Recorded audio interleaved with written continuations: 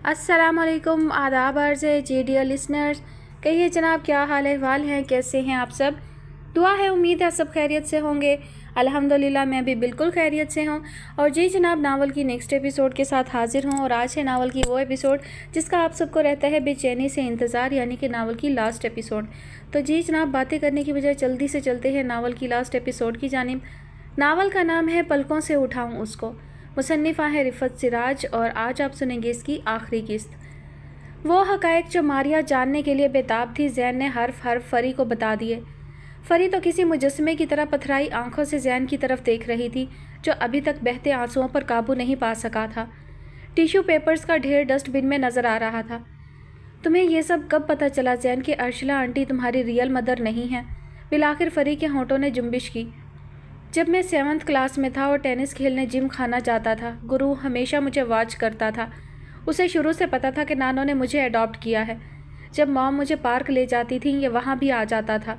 लेकिन फ़री, मुझे और मॉम को तो नहीं पता था कि हम उसकी वॉच लिस्ट में हैं। फिर एक दिन ये मुझे जिम खाना से अपने घर ले गया। तो तुम क्यों गए? इतने छोटे भी नहीं थे, फ़री ने बरजस्ता टोका। इसने मुझे 2-3 पिक्स दिखाई थी। वेलफेयर ऑफिस में मॉम डॉक्यूमेंट्स पर साइन कर रही थी और एक मेड इन्फेंट को गोद में लिए खड़ी थी। एक पिक मेरी एल्डर सिस्टर की थी जो स्कूल यूनिफॉर्म में थी, जो आज भी गुरु की कैद में है। ये कहकर ज़ैन बिलक बिलक कर रोने लगा। फ़री के तो अपने आंसू रो रो कर खुश्क हो चुके थे। गोया जिगर पाश पाश हो गया, अल्फाज गुम हो गए। वो बेसाख्ता हमदर्दाना अंदाज में ज़ैन के शाने पर हाथ फेरने लगी। जी चाहता था वो ज़ैन के साथ ही जी भर कर रोए, मगर सदमे की कैफियत ने गूंगा बनाकर रख दिया था। माहौल मातमी सा था। जिस कॉफ़ी का वादा था वो अभी तक नहीं पहुंची थी। टिश्यू पेपर का पैक खाली होने जा रहा था। सिर्फ एक पिक से कैसे प्रूफ हो जाता है कि अर्शला आंटी ही है? फ़ोटोशॉप भी तो होती है ज़ैन। इतनी देर में फ़री के जहन में ये मज़ाहमती नुक्ता पैदा हुआ। और भी पिक्स इसने बाद में मुझे दिखाई थी। एक में माम के साथ नानो भी हैं ब्लैक साड़ी में, और वेलफेयर ऑफिस के स्टाफ के 3-4 लोग भी हैं। फ़री, हम अपनी मर्ज़ी से दुनिया में नहीं आते, फिर हमें चोर डाकू लुटेरा बनने पर क्यों मजबूर किया जाता है? ज़ैन की रोते रोते बस हो गई थी। थोड़ा हौसला दिखाते, अर्शला आंटी से शेयर करते। वो इतनी नाइस है, वो ज़रूर कुछ करती और तुम ब्लैकमेल होने से बच जाते। फ़री को इस अमर पर ताज्जुब था कि ज़ैन इतना ज़्यादा खौफज़दा क्यों था, जबकि वो एक बासर घराने का फ़र्द था। अपनी सिस्टर की वजह से, जो मुझे कहती थी ज़ैन मुझे यहाँ से निकालो। गुरु कहता था जब तुम्हारी रईस माँ अपनी माँ के मरने के बाद तुम्हारा जायदाद में हिस्सा निकालेगी और तुम मुझे डिफेंस में बंगला लेकर दोगे, तो मैं तुम्हारी बहन को आज़ाद कर दूंगा। अगर तुमने किसी को बताने की कोशिश की तो मैं इसे मार्केट में ले आऊँगा। 4-5 लाख महीने के मिल जाया करेंगे। अभी तक तो शराफत से अमीर होने का इंतज़ार कर रहे हैं। तुम्हारी आंखों के सामने जिन ढोर डंगरों को संभाल रहा हूँ, वो सनीचर इतवार सेठों की खिदमत को जाते हैं ना। ये कहकर ज़ैन फिर निस्वानी अंदाज में हिचकियाँ लेकर रोने लगा। फ़री के नाजुक एहसाब पर एक खौफनाक ज़रबकारी पड़ी थी। जो कुछ वो आज ज़ैन से सुन रही थी, ये तो कभी उसके वहम गुमान में भी नहीं आ सकता था। गुरु के जुल्म का तसव्वुर करके उसकी शरियानों में खून उबल रहा था। टू मच ज़ैन, मैं अर्शला आंटी से बात करती हूँ। तुमने डर डर कर बहुत टाइम वेस्ट किया है। नहीं नहीं प्लीज़ फ़री, क्या मैंने तुमसे शेयर करके गलती की है? मेरी बहन बहुत अच्छी है फ़री, वो मुझसे बहुत डिफरेंट है। नमाज़ पढ़ती है, उसका कोई बॉयफ्रेंड भी नहीं है, बल्कि उसकी तो कोई फ्रेंड ही नहीं। जब मैं कुछ पैसे लेकर जाता हूँ तो गुरु मुझे उससे मिलने की परमिशन देता है। अगर कुछ भी ना दूँ तो उसको रूम से बाहर भी नहीं आने देता। प्लीज़ स्टॉप ज़ैन। फ़री अब बिलक बिलक कर रोने लगी। जुल्म की इस दास्तान ने उसे बेइख्तियार कर दिया था। इस दुनिया में ये सब भी होता है। रेशम और हरीर में पलने वाली फ़री कितना बर्दाश्त कर सकती थी। तुम कुछ भी कहो, मैं उस गुरु को फांसी करवा कर ही दम लूँगी। मैं सर दाऊद से ये सब शेयर करूँगी। तुम देखना, उस गुरु का हशर नशर हो जाएगा। वो उसको छोड़ेंगे नहीं, और मेरी रिक्वेस्ट को तो कभी इग्नोर ही नहीं कर सकते। तुम्हें पता नहीं वो क्या है। फ़री रोते रोते बोलती जा रही थी और हैरत की इंतहा पर ज़ैन अपना रोना धोना भूल चुका था। सर दाऊद? हु इज़ ही? मैं ये पहली बार सुन रहा हूँ। बस तुम रहने दो। सर जैसे ही डिस्चार्ज होंगे मैं उनसे बोलूँगी कि वो तुम्हें हेल्प करें, तुम्हारी सिस्टर को रिलीज़ कराएं। ट्रस्ट मी ज़ैन। मुझे सिर्फ अपनी सिस्टर की फ़िक्र है फ़री, मगर ये सर दाऊद कौन है, मुझे बताओ तो सही। ज़ैन का तजस्सुस फ़री का एतमाद देखकर बढ़ता जा रहा था। अ ग्रेट पर्सनैलिटी ज़ैन, उनके पास हर प्रॉब्लम का सोल्यूशन होता है। वो एक करिश्माती शख्सियत। फ़री के अंदाज में बला का एतमाद, जोश व वलवला और यकीन की भरपूर तवानाई थी। मारिया काफ़ी देर से जीने के एक स्टेप पर ट्रे पकड़े दम बखूद खड़ी थी। वो तो अपनी धुन में ट्रे से जाकर ज़ैन की दोस्त की तवाज़ो करने आ रही थी। मगर जब फरी की रोती हुई आवाज़ कान में पड़ी तो ठिठक कर रुक गई थी और लफ्ज़ दाऊद सुनकर तो भूल ही गई थी कि वो कहाँ खड़ी है और क्या करने आई थी। क्या फरी दाऊद अलवी की बात कर रही है? डिस्चार्ज होने की बात से तो यही अंदाज़ा होता है कि वो दाऊद अलवी की ही बात कर रही है, जिनकी अयादत को अर्शला हालत बेकरारी में गई थी और वो उनकी हम रिकाब थी। बहरहाल किसी तरह से खुद को संभालती हुई वो फर्स्ट फ्लोर पर नमूदार हुई तो फरी और जैन जल्दी जल्दी अपनी भीगी आंखें पोंछने लगे। वो मारिया से नज़र चुरा रहे थे और मारिया अनजान बनी छोटी सी तपाई नुमा टेबल पर ट्रे रख रही थी, बल्कि उसने दोनों को शर्मिंदगी से बचाने के लिए उनकी तरफ देखा भी नहीं और उल्टे पाँव वापस पलट गई। मारिया के मंजर से ओझल होते ही फरी ने बिला इरादा ट्रे की तरफ देखा। 2 कॉफ़ी के मग के साथ एक बाउल में ड्राई फ्रूट और प्लेट में घर के बने हुए छोटे छोटे गरम गरम समोसे रखे हुए थे। जैन ने कॉफ़ी का मग उठाकर फरी को पेश किया। फरी, मैं कोई रिस्क अफोर्ड नहीं कर सकता। सिर्फ गुरु की वजह से मुझे यकीन नहीं है कि ज़ैनब मेरी बड़ी सिस्टर है। जब मुझे फैक्ट्स पता चले तो मैंने खुद फील्ड वर्क किया। माँ मर चुकी थी, बाप भाग चुका था। नेबर्स से पता चला कि ये घर जिसका नंबर L35 है, इस घर का मालिक अपने बच्चों को पैदा होते ही बेच देता था। एक बार पुलिस रेड हुई तो भाग गया। फिर उसकी बीवी की डेथ हो गई और लैंड माफिया ने उस घर पर कब्जा कर लिया।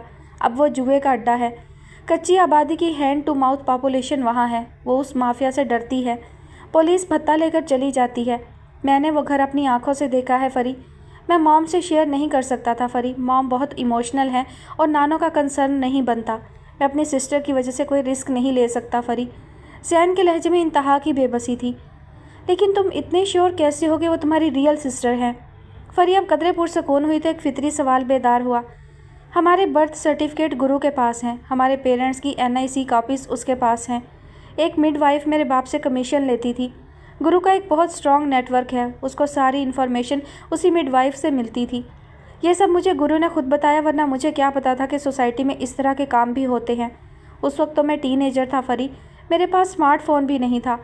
O लेवल स्टार्ट हुआ तो मॉम ने मुझे सेल फ़ोन दिया था। मुझे एक रिचेस्ट फैमिली ने अडॉप्ट किया और गुरु ने एक टारगेट प्लान कर लिया। उसकी नज़र मॉम की दौलत पर थी और अब भी है। मैं अब कुछ ना कुछ करूँगी Zain, don't worry. Dawood sir को तो तुम इमेजिन नहीं कर सकते। वो तुम्हारे साथ इसी तरह नज़र आएंगे जैसे उनका तुमसे कोई ब्लड रिलेशन है। फरी इतना अजीम दुख सुनकर बेकलो बेचैन थी। तो पहले तो तुम मुझे उनसे मिलवाओ ना, फिर उसके बाद मैं तुम्हें अलाउ करूँगा। ट्राई टू अंडरस्टैंड फरी, मैं कोई रिस्क अफोर्ड नहीं कर सकता।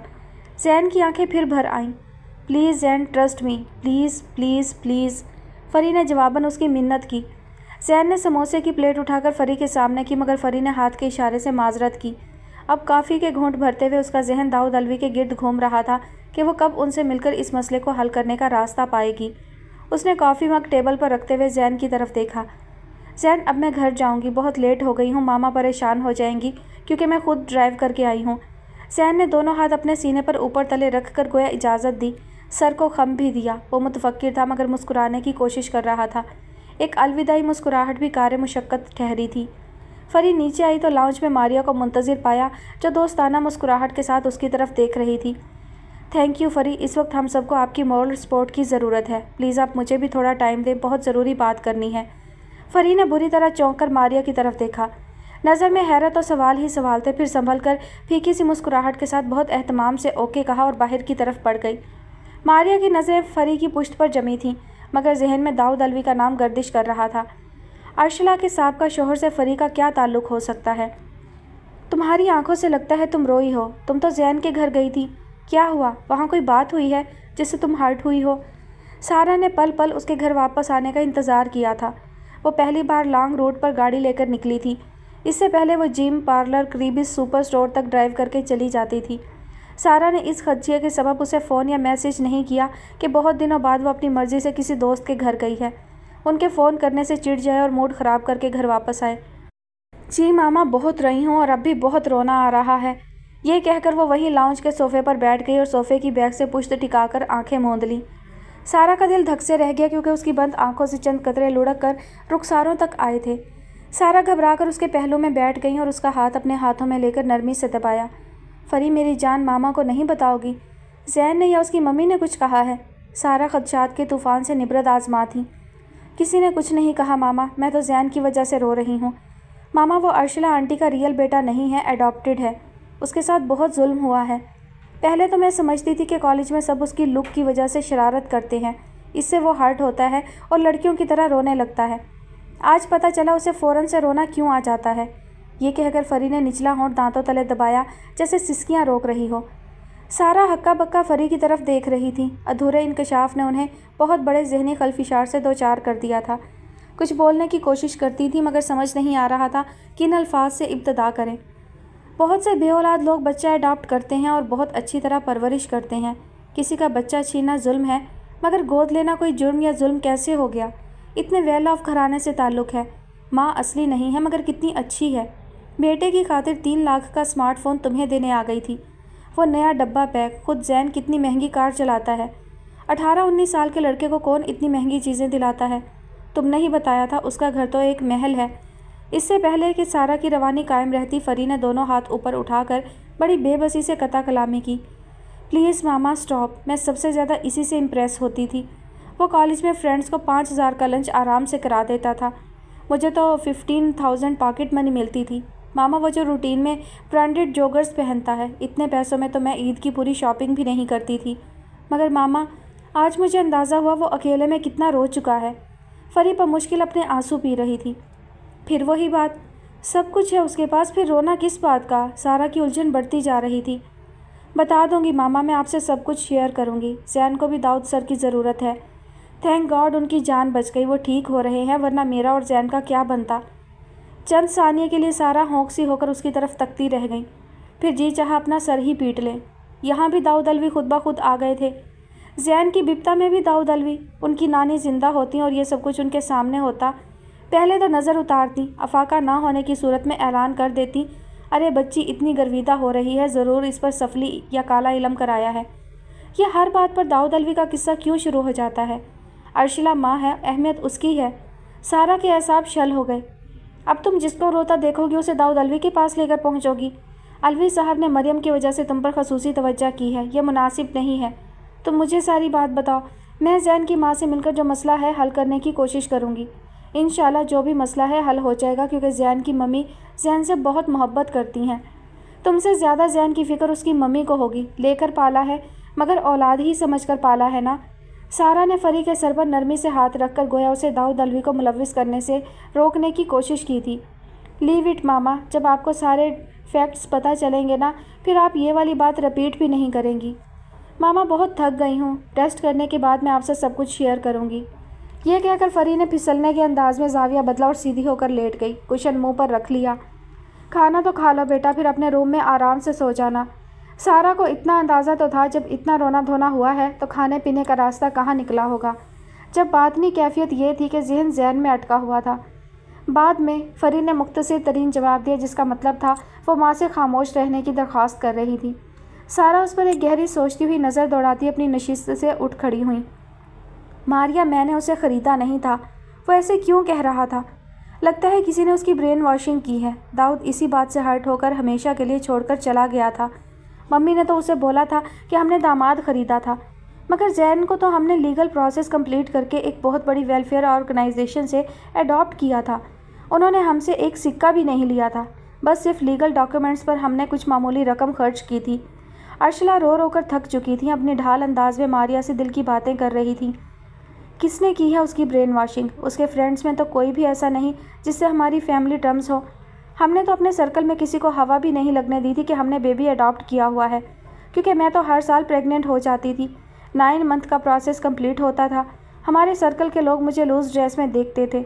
जैन को अडॉप्ट करते ही मैं और मम्मी 3 महीने के लिए कश्मीर चले गए थे, क्योंकि उन दिनों मेरी हालत बहुत ज़्यादा ख़राब थी। एक मेड हमारे साथ थी। जैन जब 4 साल का था तो उस मेड की डेथ हो गई। जब हम वापस कराची आए तो मम्मी ने बहुत बड़ी पार्टी दी थी जो जैन की इंट्रोडक्शन के लिए थी, ताकि सबको पता चल जाए कि जैन हमारा बेबी है। दाऊद यूके जाता रहता था। उस वक्त हमने यही शो किया कि वो यूके में है, हालांकि वो हमेशा के लिए जा चुका था।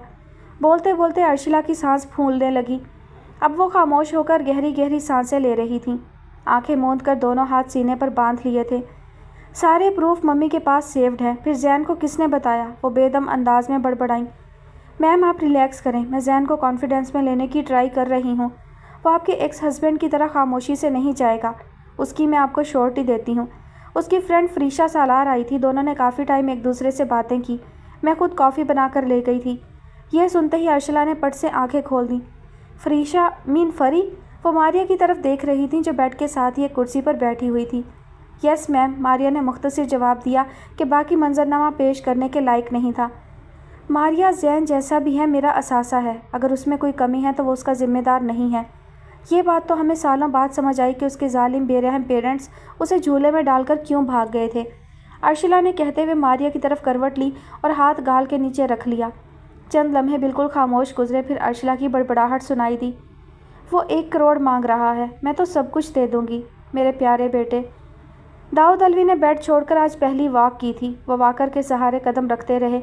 वासिफ पहलू ब पहलू चलता रहा। अस्पताल का वसी सरसब्ज लॉन, खिले हुए रंग बिरंग फूल, दरख्तों पर शोर मचाते परिंदे, आते जाते इंसानों का जम्मे गफीर।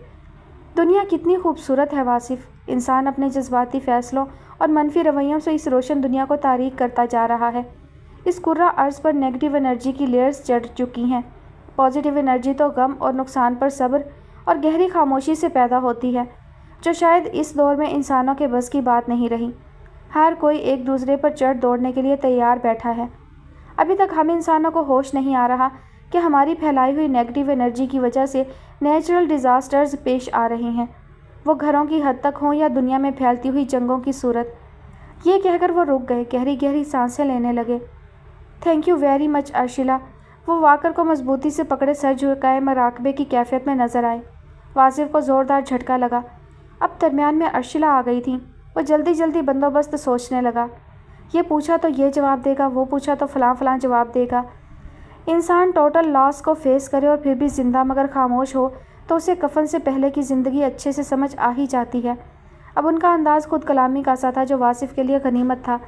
अब वो दोनों आहिस्ता आहिस्ता अस्पताल के दाखिली हिस्से की तरफ बढ़ रहे थे। आपा को अर्शिला कहाँ मिल गई थी? क्या तुम्हारे सामने ऐसा कुछ हुआ था वासिफ कि आपा की किसी गॉर्जियस लेडी से मुलाकात हुई हो? वासिफ चंद लम्हात के लिए चकराया, क्योंकि झूठ बोलने की प्रैक्टिस बिल्कुल भी नहीं थी। सर, वो यहाँ काफ़ी लोगों से बातचीत कर रही थी, स्पेशली तो मैंने कुछ नोट नहीं किया। वो एक वादे का पाबंद था, बात तो बनाना थी और फिर बात बन भी गई। ओके, आपा तो वैसे भी उसकी याद में मुब्तला रहती हैं। उनकी ज़हनी हालत भी ऐसी है, जो सोचती हैं वो उनको नज़र भी आता है। वासिफ की रूह गहरी तमानियत से भर गई। शेर आया, शेर आया। आखिर वो आकर जंगल की तरफ वापस भाग गया। थोड़ी देर कहीं बैठते हैं, एक तो फ़ोन कर लूँ स्पेशली फरी को, कहीं दोबारा घर तो नहीं बैठ गई। मुझे उसकी बहुत फ़िक्र है, क्योंकि वो टैलेंट है और टैलेंट ज़ाया नहीं होना चाहिए। उन्होंने नज़रों ही नज़रों में किसी खाली बेंच को तलाश करते हुए कहा। अपना स्मार्टफ़ोन तो वो गंवा चुके थे। FIR और सिम लॉक का प्रोसेस भी ऑफिस के ज़िम्मेदारान मुकम्मल कर चुके थे। ओह माय गॉड, मेरे पास तो फ़ोन ही नहीं है। दाऊद अलवी को याद आ गया। खैर, फरी से बात तो हो सकती है, तुम्हारी कज़न है, तुम्हारे फ़ोन में उसका नंबर सेव होगा। दाऊद अलवी के लहजे में यकीन का तासुर था।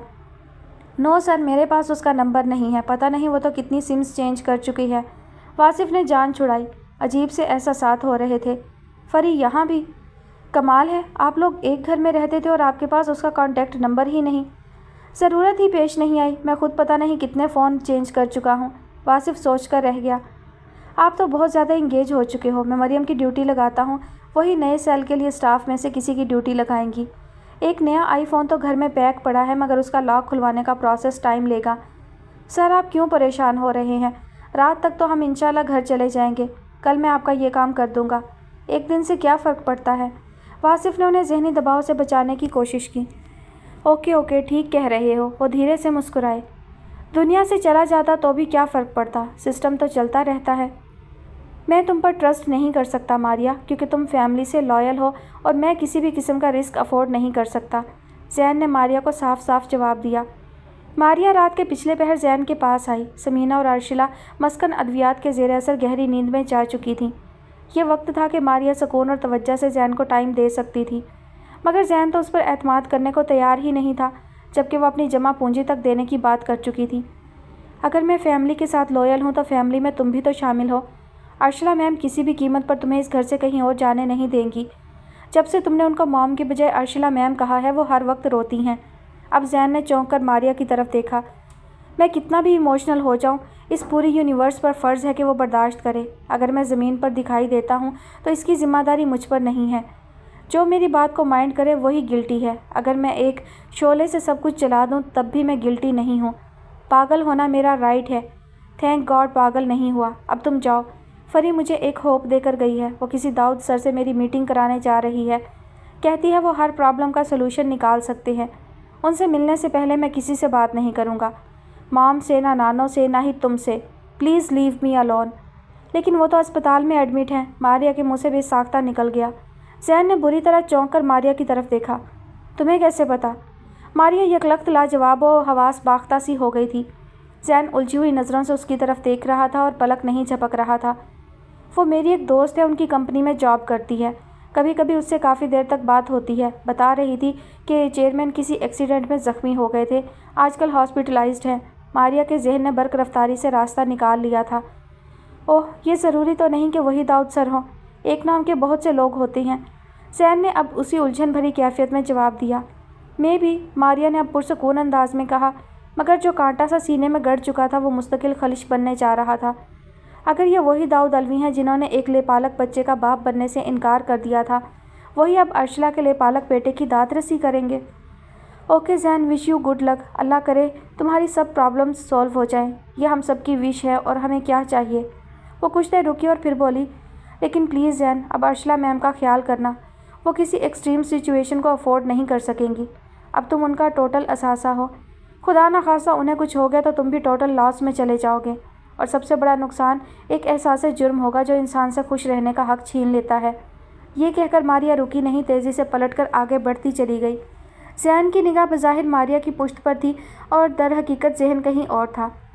ऑफिस पहुंचते ही फरीक को खुशखबरी मिल गई थी कि दाऊद अलवी डिस्चार्ज होकर घर जा चुके हैं। यह खबर मरियम ही के ज़रिए मिली थी, जो ऑफिस में अपनी मामूल की जिम्मेदारियां अदा करती नज़र आ रही थी। उसे मालूम था कि मौका मिलते ही फरी दाऊद अलवी से मुलाकात करने की बात करेगी, इसलिए उसने खामोशी से रिसेप्शन पर आकर खुद ही फरी को बता दिया था, ताकि वो सुकून और तवज्जो से अपनी जिम्मेदारियां अदा करे। मगर फरी का हाल तो ये था कि किसी काम में दिल नहीं लग रहा था। जी चाहता था उड़कर दाऊद अलवी के घर पहुंच जाए और अपनी आंखों से उन्हें चलता फिरता देखे। वो काम ज़रूर कर रही थी, मगर बार बार रिस्ट वॉच भी मुलाहिजा कर रही थी। दाऊद अलवी से मिलने की बेचैनी की वजह कुछ और नहीं थी, बल्कि जैन मुहर्रिक था। उसकी शदीद ख्वाहिश थी कि किसी तरह वो जैन की मीटिंग दाऊद अलवी से करा दे। जैन की हकीकत जानने के बाद उसे एक पल चैन नहीं था। इतने होशरुबा हक़ाइक़ सामने आए थे कि एसाब ठिठर कर रह गए थे। फितरी तौर पर ख्यालात किसी अनदेखे दरिया की तरह अपना बहाव रखते हैं, मगर जब जैन से मुलाकात करके आई थी, जहन एक नुक्ते पर ऐसा जमा था कि आगे की सोचता था ना पीछे की। बस एक उम्मीद की शम्मा रोशन थी कि जिस तरह दाऊद अलवी ने उसे कब्रनुमा बंद कमरे से बाहर निकलने में मदद दी थी, जबकि वो समझ रही थी कि ज़िंदगी बस ख़त्म है, अब ऐसे ही गुजरेगी, उसी तरह सिर्फ जैन की एक मुलाकात होने की देर है, उसके सारे मसाइल हल हो जाएंगे और वो हल्का फुल्का हो जाएगा। वो अकेली तो दाऊद अलवी के घर नहीं जा सकती, लामुहाला उसे मरियम के साथ ही जाना होगा। एक और रास्ता भी था, वो वासिफ़ को भी सीढ़ी बना सकती थी, मगर ये नामुमकिनात में था कि वो खुद आगे बढ़कर वासिफ़ से राब्ता करे। उसमें तो इतनी हिम्मत भी नहीं थी कि वो सिर्फ इसलिए उससे राब्ते में पहल करे कि उसे वासिफ़ से काम आ पड़ा है। लिहाजा उसे सब्र से इंतज़ार करना था उस वक्त का जब मरियम खुद उसे कहे कि दाऊद अलवी के घर जा रही हूँ, चलना है तो तैयार हो जाओ। इंटरकॉम पर फ़ोन की घंटियाँ एक साथ बजना शुरू हो चुकी थी और वो गायब दिमागी की कैफियत में सेट्स की तरफ यूँ देख रही थी गोया आने वाली कॉल्स के नंबर ज़ुबानी याद कर रही हो। क्लीनिंग स्टाफ का लड़का डस्टर हाथ में पकड़े उसकी तरफ देखता जा रहा था, यहाँ तक के मोड़ पर शुरू होने वाले जीने से ठोकर खा गया। दाऊद अलवी के अस्पताल से घर पहुँच जाने के बाद वासिफ़ की 90% जिम्मेदारियाँ ख़त्म हो गई थीं। उनके घर पहुंचने से पहले 2 मेल नर्सिस की हायरिंग हो चुकी थी। 12-12 घंटे के 2 नर्स उनकी देखभाल को काफ़ी थे, इसलिए उसने सुकून की सांस लेने के बाद अर्शिला का काम निपटाना शुरू कर दिया था। कई दिन की ईमेल्स उसका इंतज़ार कर रही थी। अस्पताल में मौका निकालकर अपने स्मार्टफोन पर वो काम अलबत्ता करता रहा था, जिनको बरवक्त ना करने से नौकरी खतरे में पड़ सकती थी। तभी उसकी नज़र बैंक से आए मैसेज पर पड़ी। 2 लाख रुपये उसके अकाउंट में क्रेडिट हुए थे। उसे बिल्कुल समझ नहीं आई कि ये रकम किसने भिजवाई है। उसे यूँ लगा जैसे ऑनलाइन ट्रांजैक्शन में किसी ने गलती से उसके अकाउंट में रकम भेज दी है कि कभी कभी एक नंबर आगे पीछे होने से भी गड़बड़ हो सकती है। इस तरह के वाक़यात भी खाल खाल रूनुमा हो जाते हैं। उसने अपने बैंक का सिस्टम ऑन किया ताकि तफसीलात मालूम हो सकें। तब पता चला कि यह तो समीना के अकाउंट से ऑनलाइन ट्रांजैक्शन हुई है। उसने फ़ौरन से पेशतर अर्शिला का नंबर मिलाया। दूसरी रिंग पर ही कॉल रिसीव हो गई और अर्शिला की मखमूर सी आवाज़ समात से टकराई। कैसे हो वासिफ? अस्पताल की क्या खबरें हैं? दाऊद ठीक है ना? जी मैम, दाऊद सर ठीक हैं, अपने घर शिफ्ट हो गए हैं अल्हम्दुलिल्लाह। और मैं इस वक्त अपने घर पर हूँ और आपका काम कर रहा हूँ। 2 घंटे पहले साइमन बिल्डर्स एंड डेवलपर्स के शेयर्स काफ़ी अप गए थे। मैंने सेल कर दिए थे और उसी अमाउंट से अल-हादी पेट्रोलियम के शेयर्स खरीद लिए थे। मार्केट की खबरें हैं कि नेक्स्ट मंथ अल-हादी पेट्रोलियम बहुत हाई जाएगा। मैंने लास्ट 6 मंथ का ग्राफ चेक करके स्टैंड ले लिया। वासिफ पेशावराना महारत के साथ बोलता चला गया। स्टॉप वासिफ, ये वाली बातें मम्मी से करना, अर्शिला ने उसे टोक दिया। यस मैम, मैंने तो आपको इसलिए फ़ोन किया था कि समीना मैम के अकाउंट से 2 लाख रुपए मेरे अकाउंट में आए हैं। मुझे इस मेहरबानी की वजह समझ नहीं आई क्योंकि अभी मेरी सैलरी का टाइम भी नहीं हुआ और सैलरी भी इससे ज़्यादा है। माय गॉड, अब रुको भी, ये तुम्हारी सैलरी नहीं है, ये जो तुमने लास्ट मंथ शेयर्स प्रॉफिट में सेल किए थे, मम्मी ने खुश होकर उसमें से तुम्हारा शेयर निकाला है। डॉलर्स में इन्वेस्टमेंट थी, हमने तो यूरो की वैल्यू में प्रॉफिट गेन किया है। तुम्हें हौसला अफजाई करना चाहिए ना, आखिर तुम हमारा कितना पैसा बचा रहे हो। हम लंदन ऑफिस के लिए 3 दिन का ट्रैवल भी करते थे तो लाखों में पड़ता था। अब तुम हमारे पास भी हो और 1 टच पर हमें प्रॉफिट भी दिलवा रहे हो। मम्मी थोड़ी कंजूस हैं, लेकिन तुम फिक्र ना करो, तुम्हें ज़्यादा भी मिलेंगे। वासिफ प्लीज़ मुझे छोड़कर मत जाना, तुम एक्सपीरियंस्ड हो जाओगे तो तुम्हें ऑफ़र्स आना शुरू हो जाएंगी। प्रॉमिस करो मुझे छोड़कर नहीं जाओगे। वासिफ मेरे चारों तरफ डार्क है, मुझे एनी टाइम तुम्हारी ज़रूरत है। मुझे पता है 2 लाख तुम्हें कम लग रहे होंगे। वो बोलती चली जा रही थी। मैम प्लीज़ मुझे इतना भी शर्मिंदा ना करें कि बात करने के काबिल ना रहूं। ये तो समीना मैम की मेहरबानी है, वरना मुझे तो मेरे काम की आप लोग हैंडसम सैलरी दे रहे हैं। बहरहाल थैंक यू वेरी मच। अर्शिला की तुमार से वासिफ के काम का हर्ज हो रहा था। सामने मॉनिटर पर मुख्तलिफ रंगों की रोशनियाँ आँख मचोली खेल रही थीं। इंटरनेशनल स्टॉक एक्सचेंज की वेबसाइट खुली हुई थी, दबा के ट्रेड हो रही थी, पल पल स्क्रीन तब्दील हो रही थी। कोई इंटरनेशनल टूर्नामेंट चल रहा था। आलमी जवारी रोटी पानी भूले बैठे थे और अर्शिला मैम को ये टेंशन खाई जा रही थी कि वासिफ छोड़ कर न चला जाए, इसलिए लगे हाथ तसल्ली दे दी जाए कि 2 लाख के पीछे मज़ीद लाख भी आएंगे। इट्स ओके, शायद तुम बहुत बिजी हो, मगर मैं बहुत डिप्रेस्ड हूँ। मेरी डेस्टिनी में घर का सुख नहीं है। मैंने दाऊद को हर्ट किया था ना, हमें सुकून कैसे मिल सकता है? खुदकुशी भी कर लें तब भी नहीं मिल सकता। दाऊद के लिए बेस्ट विशेस। इसके साथ ही राब्ता मुनक़ता हो गया। इस जॉब की 8 लाख सैलरी बहुत कम है। कोई यहाँ 1 महीना टिक कर काम कर ले तो 8 लाख की नौबत आएगी। माँ बेटी जो बोनस में वक्त लेकर इंसान की तवानाई अपने नाम करती हैं, ये US में करें तो 10 मिनट के $200 बनते हैं। इस हिसाब से 24 घंटे में जो वक्त इस्तेमाल किया जाता है, $1000 योमिया बनते हैं। $30,000 माहाना पाकिस्तानी करेंसी में लाखों में बात जा रही है, मगर इनको समझाए कौन? यानी बिल्ली के गले में घंटी कौन बांधे? वासिफ जो बड़े जज्बे और तवज्जो से अपने काम पर बैठा था, लम्हों में खुद को कमज़ोर और बूढ़ा महसूस करने लगा। हम तमाम इंसान जो इस मादी दुनिया को पांव तले रखने के लिए मैदान में उतरते हैं, अपनी उम्रें कम करने के लिए कितनी मेहनत करते हैं। इस एक नाम और मुकाम को हासिल करने के लिए जो दुनिया से रुखसत होते हुए सबसे पहले वापस ले लिया जाता है। अस्पताल इमरजेंसी में दाखिल होते हुए कोई खालिद कुरैशी या अब्दुल करीम होता है। अंदर दाखिल होते ही रूह परवाज कर जाए तो स्ट्रेचर पर बाहर निकलते हुए मैयत या डेड बॉडी कहलाता है। रूह का यह लम्हाती नापायदार सफ़र रूह को कितना निढाल करने के बाद तमाम होता है। वासिफ को समीना की लीगल टीम से वीडियो कॉन्फ्रेंस करना थी, जिसकी तैयारी उसे 1 दिन पहले मुकम्मल करना होती थी, मगर अर्शिला अब दाऊद अलवी के साथ मिलकर उसे दबोच चुकी थी। वह खाली खाली नज़रों से स्क्रीन की तरफ देख रहा था। फरी किस मुकाम पर ले आई हो, मगर खुद भी कौन सा मुकाम बनाकर बैठी हो।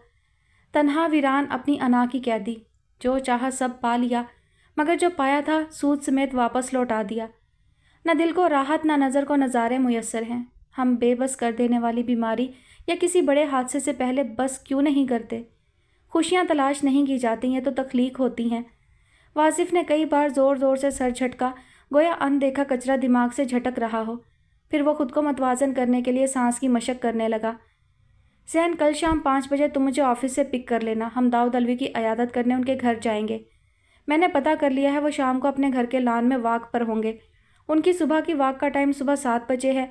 जाहिर है उस वक्त तो उनसे मिलना ऑकवर्ड सा लगेगा। उन्होंने ब्रेकफास्ट भी करना होगा, ठीक है ना? फरी बहुत पुरजोश अंदाज में जैन से फ़ोन पर बात कर रही थी। तुम तो दाऊद अलवी को पता नहीं किस तरह कंसीडर कर रही हो। मुझे समझ नहीं आ रही वो मेरे लिए क्या कर सकते हैं, मेरी सिस्टर के लिए क्या कर सकते हैं, जबकि वो खुद पेशेंट है। तवील तन्हाई और मुसलसल आंसू बहाने की वजह से जैन का जहन फिर मायूसी के अंधेरों में डूब चुका था और फरी की कई घंटों की मेहनत अकारत जाती नजर आ रही थी। कम ऑन जैन, इस तरह तो मरते भी नहीं हैं, वरना मैं पापा और अंसर के फ़ौरन बाद मर चुकी होती। ऑनेस्टली मुझे अब तुमसे ज़्यादा तुम्हारी सिस्टर की फ़िक्र है, जिसकी वजह से तुम मुसलसल ब्लैकमेल हो रहे हो। प्लीज़ जैन, अब जिग जैग मत होना। अर्शला आंटी कुछ भी नहीं कर सकती, उल्टा तुम्हारी सिस्टर को कोई नुकसान हो सकता है। फरी जैन के बदलते तेवर महसूस करके बहुत जज्बाती हो रही थी। हाँ तो वही ना, जब मॉम कुछ नहीं कर सकती तो तुम्हारे दाऊद सर क्या नेटो फोर्स बुलवाकर जैनब को रिलीज़ कराएंगे? वो कोई सुपर नेचुरल पर्सनैलिटी हैं, खुद तो मरते मरते बचे हैं। जैनब झल्लाया था। बच गए ना, थैंक गॉड। तुम एक बार उनके साथ सिटिंग कर लोगे ना तो तुम्हारा दिल चाहेगा कि बार बार उनसे मिलो। फरी को दर हकीकत अब जैन से ज़्यादा जैन की बहन की फ़िक्र थी, जो एक बहुत गलत जगह, जेल से भी बदतर जगह पर ज़िंदगी गुजार रही थी। अर्शला की दौलत ने उसे बाजार का खिलौना बनने से बचाया हुआ था, जो जैन के तवस्सुत से हराम खोरों तक पहुंच रही थी। ओके, तुम्हारी वजह से तो वन टाइम उनसे मिलूंगा ज़रूर। मैं कल तुम्हें पिक कर लूँगा, रेडी रहना। यहाँ पर मारिया ने मेरे लिए मुसीबत खड़ी की हुई है, हर वक्त मुझे वाच करती रहती है, मगर मैं उसे ऑलरेडी दाऊद सर के बारे में बता चुका हूँ। कल मैं कॉलेज से वापस नहीं आऊँगा, लंच बाहर करके टाइम पास कर लूँगा, फिर तुम्हें पिक करने आ जाऊँगा। जैन ने इधर उधर देखते हुए दबी ज़ुबान में फरी को मुतमईन किया। थैंक यू जैन, मुझे तो अभी से बहुत खुशी हो रही है कि कल हम उनके साथ टाइम स्पेंड करेंगे। फरी अब मुतमईन हो चुकी थी। तुम दाऊद सर को इतना सीरियस लेने लगी हो? तुम तो उनसे शादी भी कर सकती हो, एक्सट्रीम पर आइडियलाइज कर रही हो। माई गॉड, जैन अब अपनी बुनियादी फितरत पर बगैर सोचे समझे बोल रहा था। शादी के बारे में तो मैं सोचती भी नहीं हूँ, लेकिन ये पॉसिबल है। अगर शादी करना बहुत ही ज़रूरी हुआ तो फिर मैं दाऊद अलवी से ही शादी करूँगी। अब मैं डायमंड स्पोर्ट्स कार से इम्प्रेस होने वाली फरी नहीं हूँ। जैन, या तो सिंगल रहूँगी या किसी पर्सनालिटी से शादी करूँगी। अगर सिंगल रहूँगी तो दाऊद सर के पैटर्न पर गिरते हुए इंसानों को मोटिवेट करूँगी, एंड दैट्स ऑल। मुझे अपना ट्रैक क्लियर है। फरी बहुत एतमाद से बात कर रही थी। लेकिन फरी, एज डिफरेंस तो बहुत है, वो तुमसे डबल होंगे। जैन कतरे होंक तो हो ही चुका था। दाऊद अलवी के लिए तजस्सुस बहुत बढ़ चुका था। शायद मैं उनसे भी बड़ी हो चुकी हूँ। Take care Zain. इसके साथ ही फरी ने राब्ता मुनक़ता कर दिया। जैन के दिमाग में ऐसी हलचल थी जैसे कोई ख्याल गिरफ्त में नहीं आता। माय गॉड मारिया, तुम मुझे इतना लेट बता रही हो? तुम्हें तो फ़ौरन मेरे पास आना चाहिए था। इतना सब कुछ हो रहा था और मेरा इनोसेंट बेटा अकेला फेस कर रहा था। मैं तो अपने बेटे की खुशी के लिए अपना सब कुछ दे दूँगी। मैं अभी उससे बात करती हूँ। अर्शला नंगे पाँव दीवानावार बाहर की तरफ भागी। मारिया ने लपक कर उन्हें बाजू से पकड़ा। Ma'am please just a minute, आप इतनी इमोशनल होकर उससे मिलेंगी तो कुछ भी नहीं होगा। 1 मिनट सुकून से मेरी बात सुने। नहीं, अब मैं कुछ नहीं सुनूंगी। मैं समझ गई हूँ वो कौन है। मैंने उसे देखा हुआ है, मेरा पीछा करता रहा है। मैं उसे फ़ौरन पहचान लूँगी। उसे पैसा चाहिए ना, जिसकी वजह से आज तक वो मेरे बेटे को ब्लैकमेल करता आ रहा है। और पता नहीं वो लड़की जैन की बहन है भी या नहीं, सिर्फ माल बटोरने के लिए वो जैन को बेवकूफ़ बना रहा हो। मैं उसको खुद इन्वेस्टिगेट कराऊंगी। सारी ज़िंदगी जेल में लेबर करेगा। बहुत ऐश कर लिए। अर्शला पूरी कुव्वत से मारिया को पीछे धकेल रही थी। एक वहशत सवार हो चुकी थी। मैम, अगर उसने जैन की सिस्टर को वहाँ से मूव कर दिया तो जैन आपसे हमेशा के लिए दूर हो जाएगा, कभी माफ़ नहीं करेगा। वो पूरा एक गैंग है, पूरे मुल्क में उसकी चेन है। वो ओवरनाइट जैन की सिस्टर को कहीं भी शिफ्ट कर सकते हैं। फिर पैसे हमारे पास होंगे, लेकिन जैन और उसकी सिस्टर हमारे हाथ से चले जाएंगे। आप जैन का पागलपन बर्दाश्त नहीं कर सकेंगी, फिर वो कुछ भी करके दिखा सकता है। मारिया अर्शला को दबोचे हुए समझा रही थी, जबकि उसकी अपनी सांस फूल चुकी थी। अरे तो हम पैसे देने जा रहे हैं, उसे पैसा ही चाहिए ना। तुम खामखा डर रही हो। पैसे देंगे और लड़की को ले आएंगे। अर्शला को मारिया की हद दर्जा एहतियात बिल्कुल समझ नहीं आ रही थी। मैम, पहले उनसे बात होगी। अचानक जाने से वो खौफजदा होकर कुछ उल्टा सीधा कर जाएंगे। क्रिमिनल्स अंदर से डरे हुए होते हैं, असलहा भी होता है उनके पास। हमें उस लड़की को किसी भी किस्म के नुकसान से बचाना है। मारिया ज़ोर लगाकर अर्शला को वापस बेड की तरफ मोड़ रही थी। मारिया के आखिरी अल्फाज ने काम दिखाया। अर्शला की मज़ाहमत दम तोड़ रही थी। उनका वजूद ढीला पड़ रहा था। ओके, अब ये बताओ गुरु से बात कैसे होगी? अर्शला गिरने के अंदाज में बेड के किनारे से टिक गई और मारिया की तरफ देखते हुए गहरी गहरी सांस लेने लगी। ज़ियान इस मसले के हल के लिए दाऊद अलवी से मिलने को तैयार था, जो अर्शला खड़े खड़े हल करने के लिए तैयार थी। मारिया अर्शला की तरफ देखते हुए सोच रही थी। अर्शला तो अपना सब कुछ अपने लिए पालक बेटे की खुशी पर कुर्बान करने के लिए तैयार हो चुकी थी। उन्हें इस बात का खौफ भी नहीं सता रहा था कि एक बड़ी रकम वो समीना से कैसे लेने में कामयाब होंगी। जो 5 लाख के नुकसान को ज़िंदगी भर का नुकसान समझ लेती हैं, वो करोड़ों की बातें सुनेंगी। इस डिमांड पर तो उन्हें सीरियस अटैक पड़ सकता है। अब मेरी शक्ल क्या देख रही हो? बताओ डील कैसे होगी? हमें जैन ही मिलवाएगा ना? अर्शिला निढाल अंदाज में मुखातिब हुई। Yes ma'am, obviously. तो मैं उससे बात करूँगी तभी तो वो स्टैंड लेगा। तुम तो इस वक्त बिल्कुल डफर प्रूफ हो रही हो। क्या कोई सुपर नेचुरल आसमान से उतरेगा हमें हेल्प करने के लिए? अर्शिला जज्बाती अंदाज में अपने बाल नोचने लगी। अब मारिया कदरे हवास बाख्ता हो रही थी। उसे ये डर था कि जैन अर्शिला पर भरोसा नहीं करेगा। जाने अर्शिला गुरु के सामने ऐसा क्या कह दें कि मामला सुलझने के बजाय बिगड़ जाएं और जैन घर से ही गायब हो जाए। ये तो अर्शिला बर्दाश्त ही नहीं कर सकेंगी। इसलिए वह सुकून से सोचना चाह रही थी कि बातचीत का आगाज़ किस ढब से हो, क्योंकि जैन को इतना तो पता था कि अर्शिला समीना की इजाज़त के बगैर बैंक से पैसा नहीं निकलवा सकती। समीना पैसा देने के बजाय पहली फुर्सत में अपना असर रसूख इस्तेमाल करके पुलिस को अप्रोच करेंगी। पुलिस रेड करेगी और जैनब का नुकसान हो सकता है। और जैनब के नुकसान का मतलब था कि अर्शिला जैन को गंवा बैठती। जो कुछ जैन ने उससे शेयर किया था उससे ये तो साबित हो चुका था कि वो जराइम पेशा गिरोह के हत्थे चढ़ा हुआ है। सिर्फ वही नहीं, उसकी बहन भी, जिसके बारे में उसे कोई शक व शुबा ही नहीं कि वो उसकी बहन नहीं है। मैं जैन से प्राइवेसी में बात करती हूँ मैम। उसे यकीन दिलाती हूँ कि आप हर सूरत में उसकी हेल्प करेंगी।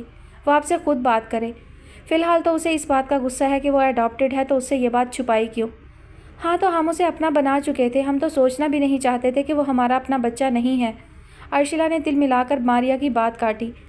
वो जैन से बातचीत करने के लिए बेकरार थी और मारिया रुकावट बनी हुई थी। और मारिया को सिर्फ यह अंदेशा था कि जैन घर से ना चला जाए, जो अर्शिला के लिए जानलेवा सदमा होगा। वो इस वक्त डिप्रेशन की उस इंतहा पर था कि कोई भी इंतहाई कदम उठा सकता था, क्योंकि उसे यकीन था कि समीना एक बड़ी रकम देने को तैयार नहीं होंगी।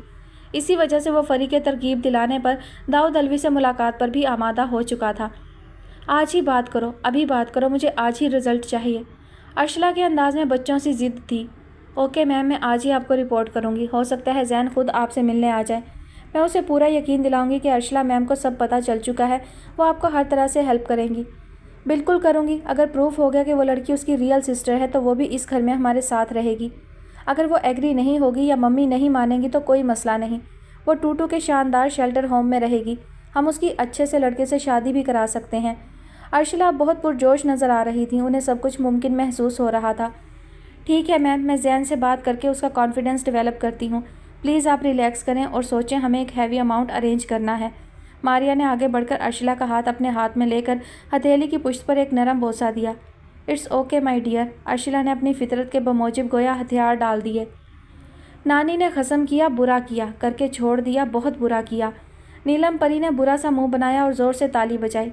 चमेली ने हुक्का गुड़गुड़ाया, फिर खा जाने वाली नज़रों से नीलम परी की तरफ घूरा। अरे सत खसमी, हमें नानी और उसके कसम से क्या लेना देना? अब क्या नया रोना लेकर आई है? गुरुजी, वो फीका पहलवान है ना, हड्डी जोड़ का डाकदर। वो शुजाबाद से किसी की जनानी भगा कर लाया था। सब समझे थे ये उसी की जुर्वा है। आज सवेरे वो डब्बू पंसार के साथ भाग गई। भागम भागी का ज़माना चल रहा है। शर्मीली को ज़्यादा छूट देने की ज़रूरत नहीं। तुमसे कह रही थी ना उस्तानी बनेगी। ये सब खिसकने के बहाने हैं। अरे उसके बहाने तो अल्लाह ने हमारी रोटी रोज़ी लगाई हुई है। नीलम परी ने ताली बजाई, फिर चक्कर खाकर ठुमका लगाया। चमेली ने अपनी फुल साइज़ चप्पल उठाकर नीलम परी की पुश्त पर दे मारी। काली जीभ लटका के फिरे, जैसी शक्ल वैसी अकल। तू मुँह से खावे, हम नाक से खावें। साहब जी ने जबान दी है, बुढ़ी मरे भले जिंदा रवे, वो करोड़ हाथ पर रख के बहन जी को ले जावेंगे। हम करोड़ का रास्ता देखें तो भागने टुरने की बातें करें। नामुराद ने कलेजा निकाल कर रख दिया। चमेली ने फिर शद्दोमत से हुक्का गुड़गुड़ाना शुरू कर दिया, जैसे नीलम परी को सालम निकल रही हो। करोड़ के तो तुम पान चबा कर थूक दोगे गुरुजी। 17 बरस की मजदूरी, करोड़ रुपया, इतना सस्ता सौदा? फिर बोलो अकल हमें नहीं। नीलम परी हाथ पीछे करके मुसलसल खुजा रहा था। चप्पल मजबूत थी, निशाना भी पक्का था। तू देख तो सही गुरु करता क्या है। करोड़ के पीछे 10 करोड़ दौड़ के आवेंगे। चंबेली की मुस्कुराहट बड़ी मानी ख्याज़ा पुर असरार थी। नीलम परी अब अबरू चढ़ाकर गुरु की तरफ देख रहा था। 10 करोड़ दौड़ के आएंगे, ये बात उसकी समझ से वाकई बालातर थी। मम्मी मेरी मदर हैं टूटू, मगर मैं उनसे अपनी फीलिंग्स शेयर नहीं कर सकती। उन्हें अपने असासे अपनी जान से भी ज़्यादा प्यारे हैं। अगर उनसे हैवी अमाउंट डिमांड की जाएगी तो वह अस्पताल की इमरजेंसी में पहुंच जाएंगी, और अगर वो हमेशा के लिए छोड़कर चली जाती हैं तब भी एक गिल्ट मुझे तंग करता रहेगा। अर्शिला बच्चों की तरह बिलक बिलक कर रो रही थी। टूटू काफ़ी अरसा कई मुल्कों की यात्रा के बाद और बहुत सारी कामयाबियां समेट कर वापस आई थी। उसकी आमद का सुनकर अर्शिला ने उसके घर आने का इंतज़ार नहीं किया था, बल्कि खुद मिलने पहुंच गई थी। उन्हें उसके सामने सारी भड़ास निकालने की जल्दी थी। अर्शिला के हिसाब से वो टोटल अक्ले कुल थी और मारिया डरपोक। वो बेहतरीन एडवाइज़र ज़रूर थी मगर रिस्क लेने का हौसला नहीं रखती थी। जैसे ही टूटू ने घर पहुंचकर अर्शिला को इतला दी कि वो वापस आ गई है, अर्शिला को यूँ महसूस हुआ गोया मेले में बिछड़ने वाला बच्चा अचानक मिल गया हो। ज़रा सी देर में उन्होंने थैला उठाकर उल्टा करके खाली कर दिया। मैं कहीं भी गई मगर बस मुझे तुम्हारी ही फिक्र लगी रही। फ़ोन पर कांटेक्ट तो था मगर मैं तुमसे डिटेल्ड बातें नहीं कर पा रही थी। बाकू में कुछ लीगल इश्यूज़ आ गए थे, वो भी एक फॉरेनर ने मिस कमिटमेंट की थी, इस वजह से। इस दौरान मैं और हनी इतने इंगेज रहे कि अपना होश नहीं रहा। मगर मुझे नहीं पता था तुम इतना सारा काम फैलाए बैठी हो। तुम्हें तो वैसे भी परेशान रहने का शौक़ है। आंटी ठीक कर रही हैं, वो सब कुछ अपने कंट्रोल में रखती हैं, बहुत अच्छा करती हैं। अगर वो सब कुछ तुम्हारे हैंड ओवर कर दें तो तुम सब कुछ पाकिस्तान के क्रिमिनल्स के हवाले कर दो और उसके बाद भी ब्लैकमेल होती रहो। तुमने कभी एक पैनी के लिए मेहनत नहीं की, तुम्हें नहीं पता वाइट मनी कैसे जनरेट होता है। क्या तुम्हारे सब फोरफादर्स ने ब्लैकमेलर्स के लिए इतनी मेहनत की थी जिनकी वजह से तुम हमेशा लग्जरी लाइफ एंजॉय कर रही हो? टूटू ने अर्शिला के आंसुओं से पिघलने के बजाय बहुत अच्छे से तबीयत साफ़ की तो अर्शिला आंसू भरी आंखों के साथ हक्का बक्का होकर टूटू की शक्ल देखने लगी। तुम्हारा क्या मतलब है? ये सब मेरे बेटे से ज़्यादा इम्पोर्टेंट है? किसी इंसान की लाइफ पैसे से बढ़कर हो सकती है? डेड बॉडीज़ को पैसे की ज़रूरत नहीं होती। बिल्कुल ऐसा ही है। मैं एनजीओ चला रही हूँ, इंसान की जान, इज़्ज़त, सेहत को प्रोटेक्ट करने के लिए काम करती हूँ। तुम मुझे बताओगी कि इंसान की जान की क्या इंपॉर्टेंस है? Try to understand my darling. हम खुद को इसलिए नहीं थकाते कि क्रिमिनल्स हमारी मेहनत पर ऐश करें। तुम एक पैनी भी नहीं दोगी। 10 मिलियन रास्ते में पड़े मिलते हैं क्या? टूटू ने इंसाफ पसंद जज की तरह बड़ी बेरहमी से अपना फैसला सुना दिया। अर्शिला का दिल बैठ गया। टूटू ने उन्हें शदीद मायूस किया था। तुम तो मम्मी बन रही हो टूटू, तुम तो इंसानियत की खिदमत करती हो।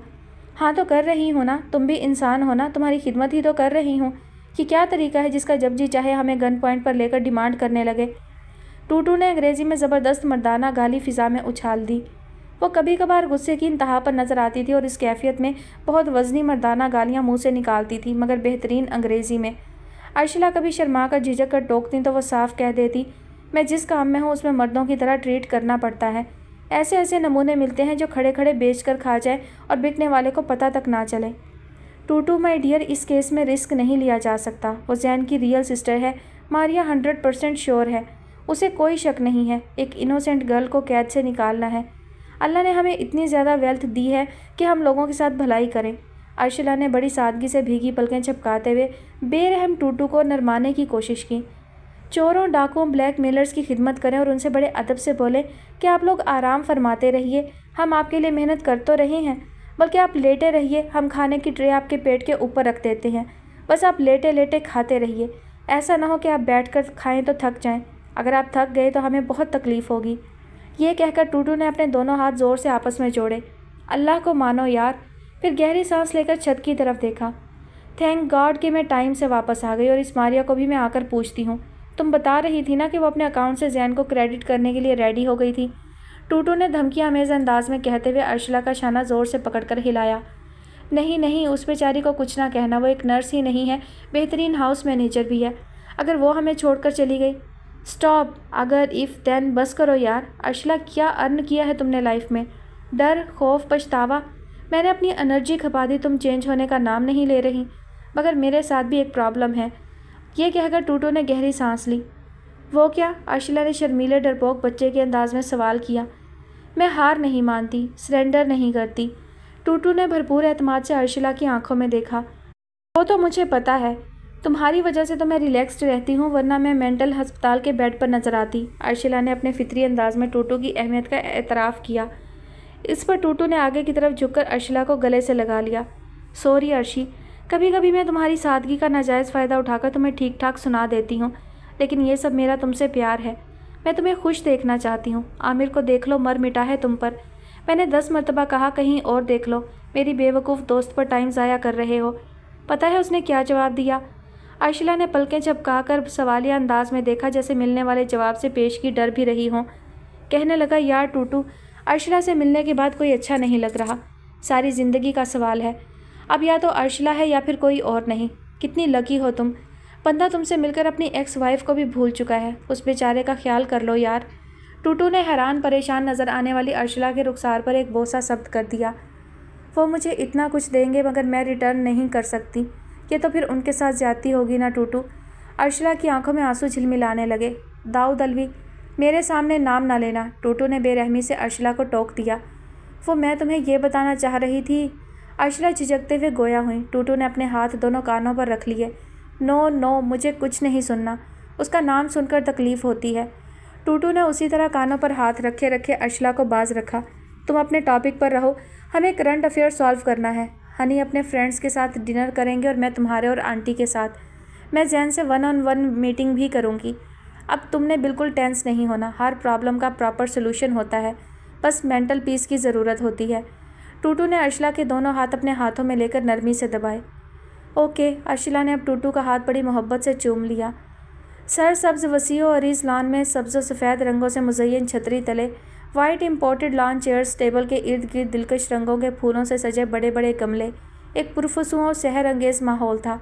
स्याह सफ़ेद धारियों वाले ट्रैक सूट में मलबूस दाऊद अलवी गुमसुम सी नज़रों से जैन की तरफ देख रहे थे। Of white T shirt, black तंग जीन्स, बालों में आयरन हेयर बैंड, आज उसकी पोनी नहीं बनी हुई थी। शानों से कदरे ऊंचे बाल रेशम के तारों की तरह बिखरे हुए थे। एक कलाई में दुनिया की महंगी तरीन वॉच, दूसरी कलाई में स्याह मोटे मोटे मोतियों वाला ब्रेसलेट, यूनानी तीखे नकूश। ऊपरी होंठ में गहरा नस्वानी कट के डार्क लिपस्टिक लगा दी जाए तो मुसव्विर के ब्रश का गुमान हो, जैसे मुसव्विर ने दिलो जान से होंठ में खम डाला हो। छोटा दहाना मगर भरे भरे उभरे हुए गुलाबी होंठ जो किसी दोशीज़ा को मिलते तो आशिक मिजाज शायर होंठों पर पूरा दीवान लिख डालता।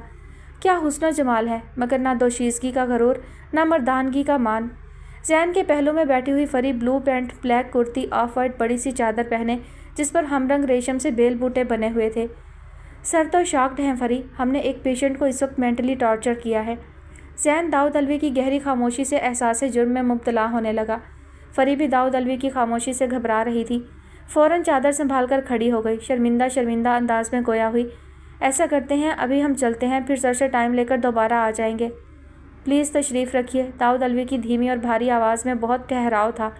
वो फरी से मुखातिब हुए थे। फरी सटपटाकर फिर बैठ गई और कन अखियों से जैन की तरफ देखने लगी।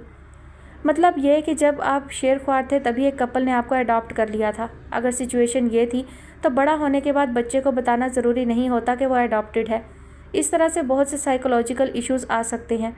वो बेबी तो बड़ा ब्लेस्ड है जिसे एक रिच और लविंग कपल ने गोद ले लिया होता है। वो तो अपनी सारी पॉजिटिव एनर्जी अपने बिलव्ड बेबी पर इन्वेस्ट करते हैं। उस पर आपको अपने ग्रेट पेरेंट्स से खफा नहीं होना चाहिए, बल्कि आपको तो उनका और अल्लाह का शुक्रगुजार होना चाहिए। सर, मेरी मॉम सिंगल पेरेंट है और वो खुद साइको पेशेंट रही हैं। उनकी मदर और एक सिंगापुरी मेड ने मुझे पाला है। मॉम तो मेरे साथ इंडोर गेम खेलती थी या शाम को पार्क ले जाती थी और पेरेंट्स टीचर मीटिंग अटेंड करती थी। जब मैं स्कूल जाने लगा तो वो मेडिसिन की वजह से सोती रहती थी। मेरी मेड मुझे उन्हें दूर से दिखाकर स्कूल छोड़ने जाती थी और वही पिक करने भी आती थी। जैन की आंखें डबडबा रही थीं, गोया उस वक्त वो माजी के दर्द में डूब चुका था। जी सर, जैन ये सब कुछ मुझसे शेयर करता रहा है, लेकिन मैं इसकी इन बातों को कभी सीरियस नहीं लेती थी। मैं सोचती थी जैन इतना रिच है, इसे सब कुछ A1 मिला हुआ है, तो इसे डिप्रेशन में जाने का बस कोई शौक है। इतनी सुपर लग्जरी ड्रीम लाइफ। मैं आपको क्या बताऊं सर, अभी इसने मुझे अपनी ऑडी में पिक किया है। ये तो फेरारी भी ख़रीद सकता है, लेकिन सर अब मुझे इसके दर्द का अंदाज़ा है। खुशी ऑडी या फेरारी में कहाँ मिलती है, ये तो हम सपोज करते हैं। फरी ने जल्दी से इजाफा किया ताकि दाऊद अलवी के जज्बात को ज़्यादा से ज़्यादा जैन के हक़ में कर सके और वह पलक झपकते में जैन को खुश कर दें। जैन की अधूरी ज़ात पर वो हमेशा से तरस खाती आ रही थी, मगर खुद रूह के घाव खाए तो जैन के दर्द अपने दर्द की तरह तंग करने लगे। दाऊद अलवी ने अपनी प्लास्टर ज़दा टांग को मज़ीद फैलाते हुए कई बार तवील हूँ की सदा बुलंद की। तो आपकी मदर सिंगल पेरेंट है? सिंगल हाफ ही कंसिडर करें सर, हाफ माम हाफ नानो, दोनों को मिला दें, सिंगल पेरेंट। जैन ने अब कदरे तल्खी और बेजारी से जवाब दिया था। ओ, नानी भी हैं, ओके। दाऊद अलवी कोई साइकोलॉजिस्ट नहीं थे, मगर फरी जैन को बतौर मरीज़ उनके पास लाई थी। वो फरी का मान रखने के लिए तैयार हो चुके थे। सिंगल पेरेंट का क्या मतलब समझूं? आपकी मॉम की शादी का ब्रेकअप हुआ था। दाऊद अलवी एक अधूरी ज़ात के लिए इस वक्त बहुत अज़ियत महसूस कर रहे थे। उनकी पुरअसरार गहरी तवील खामोशी का मतलब ही यही था कि वह किसी भंवर में फंसी नाव को साहिल तक खींचने की कोशिश कर रहे हैं। जी सर। जैन एक तवील लाहासिल मुलाकात से अब बेजार नज़र आ रहा था। वैसे सर, अर्शला आंटी बहुत नाइस लेडी हैं, जैन से बहुत प्यार करती हैं। अभी इसका मूड ठीक नहीं है ना, तो आपको ऐसा फील हो रहा होगा कि शायद ये अर्शला आंटी से नाराज़ है, इतनी लविंग नेचर है सर उनकी। फरी दाऊद अलवी के तासुरात से बेनियाज अर्शिला की शान में कसीदा पढ़ती जा रही थी। अर्शिला जैन की मदर का नाम है। मजबूत एहसाब के मालिक दाऊद अलवी यूँ महसूस कर रहे थे जैसे उनकी रूह ज़र्रात की शक्ल में फ़िज़ा में तहलील हो रही हो। अर्शिला उनकी कुल ज़िंदगी का हासिल, हमेशा याद रहने वाला सबक। जी सर, फरी ने जल्दी से जवाब दिया। वो जैन की बेजारी से बौखला रही थी।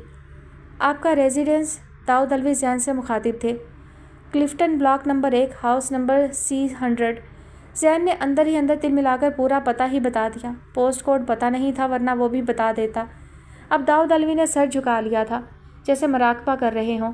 जैन ने आंख के इशारे से उठने को कहा। Okay sir, nice to meet you. Zain ने खफा खफा नज़रों से फरी की तरफ देखा और उठ खड़ा हुआ।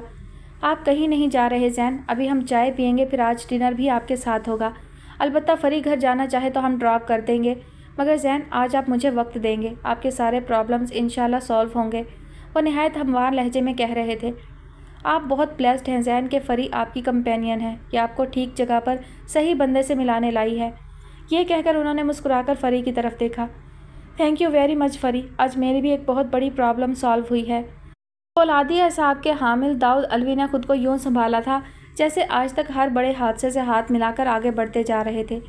जैन अब हैरान, परेशान और खासा हवास भागता नज़र आ रहा था। बाकी सब कुछ ठीक था, मगर उसके और फरी के आने से उनकी प्रॉब्लम कैसे हल हो सकती है, ये इकलौता ख्याल वजूद में करंट की तरह दौड़ रहा था। फरी इस रद्द-ए-अमल पर बहरहाल बहुत मुतमईन नज़र आने लगी थी। गोया हकीकत में दाऊद अलवी ने उसका मान रख लिया था। वो जैन के सामने सुरखरू हो रही थी। दो मुलाजमीन, एक उम्र रसीदा, दूसरा नौउम्र लड़का था, चाय और लवाजमात की ट्रे उठाए आ रहे थे। लीजिए जनाब, चाय भी आ ही गई।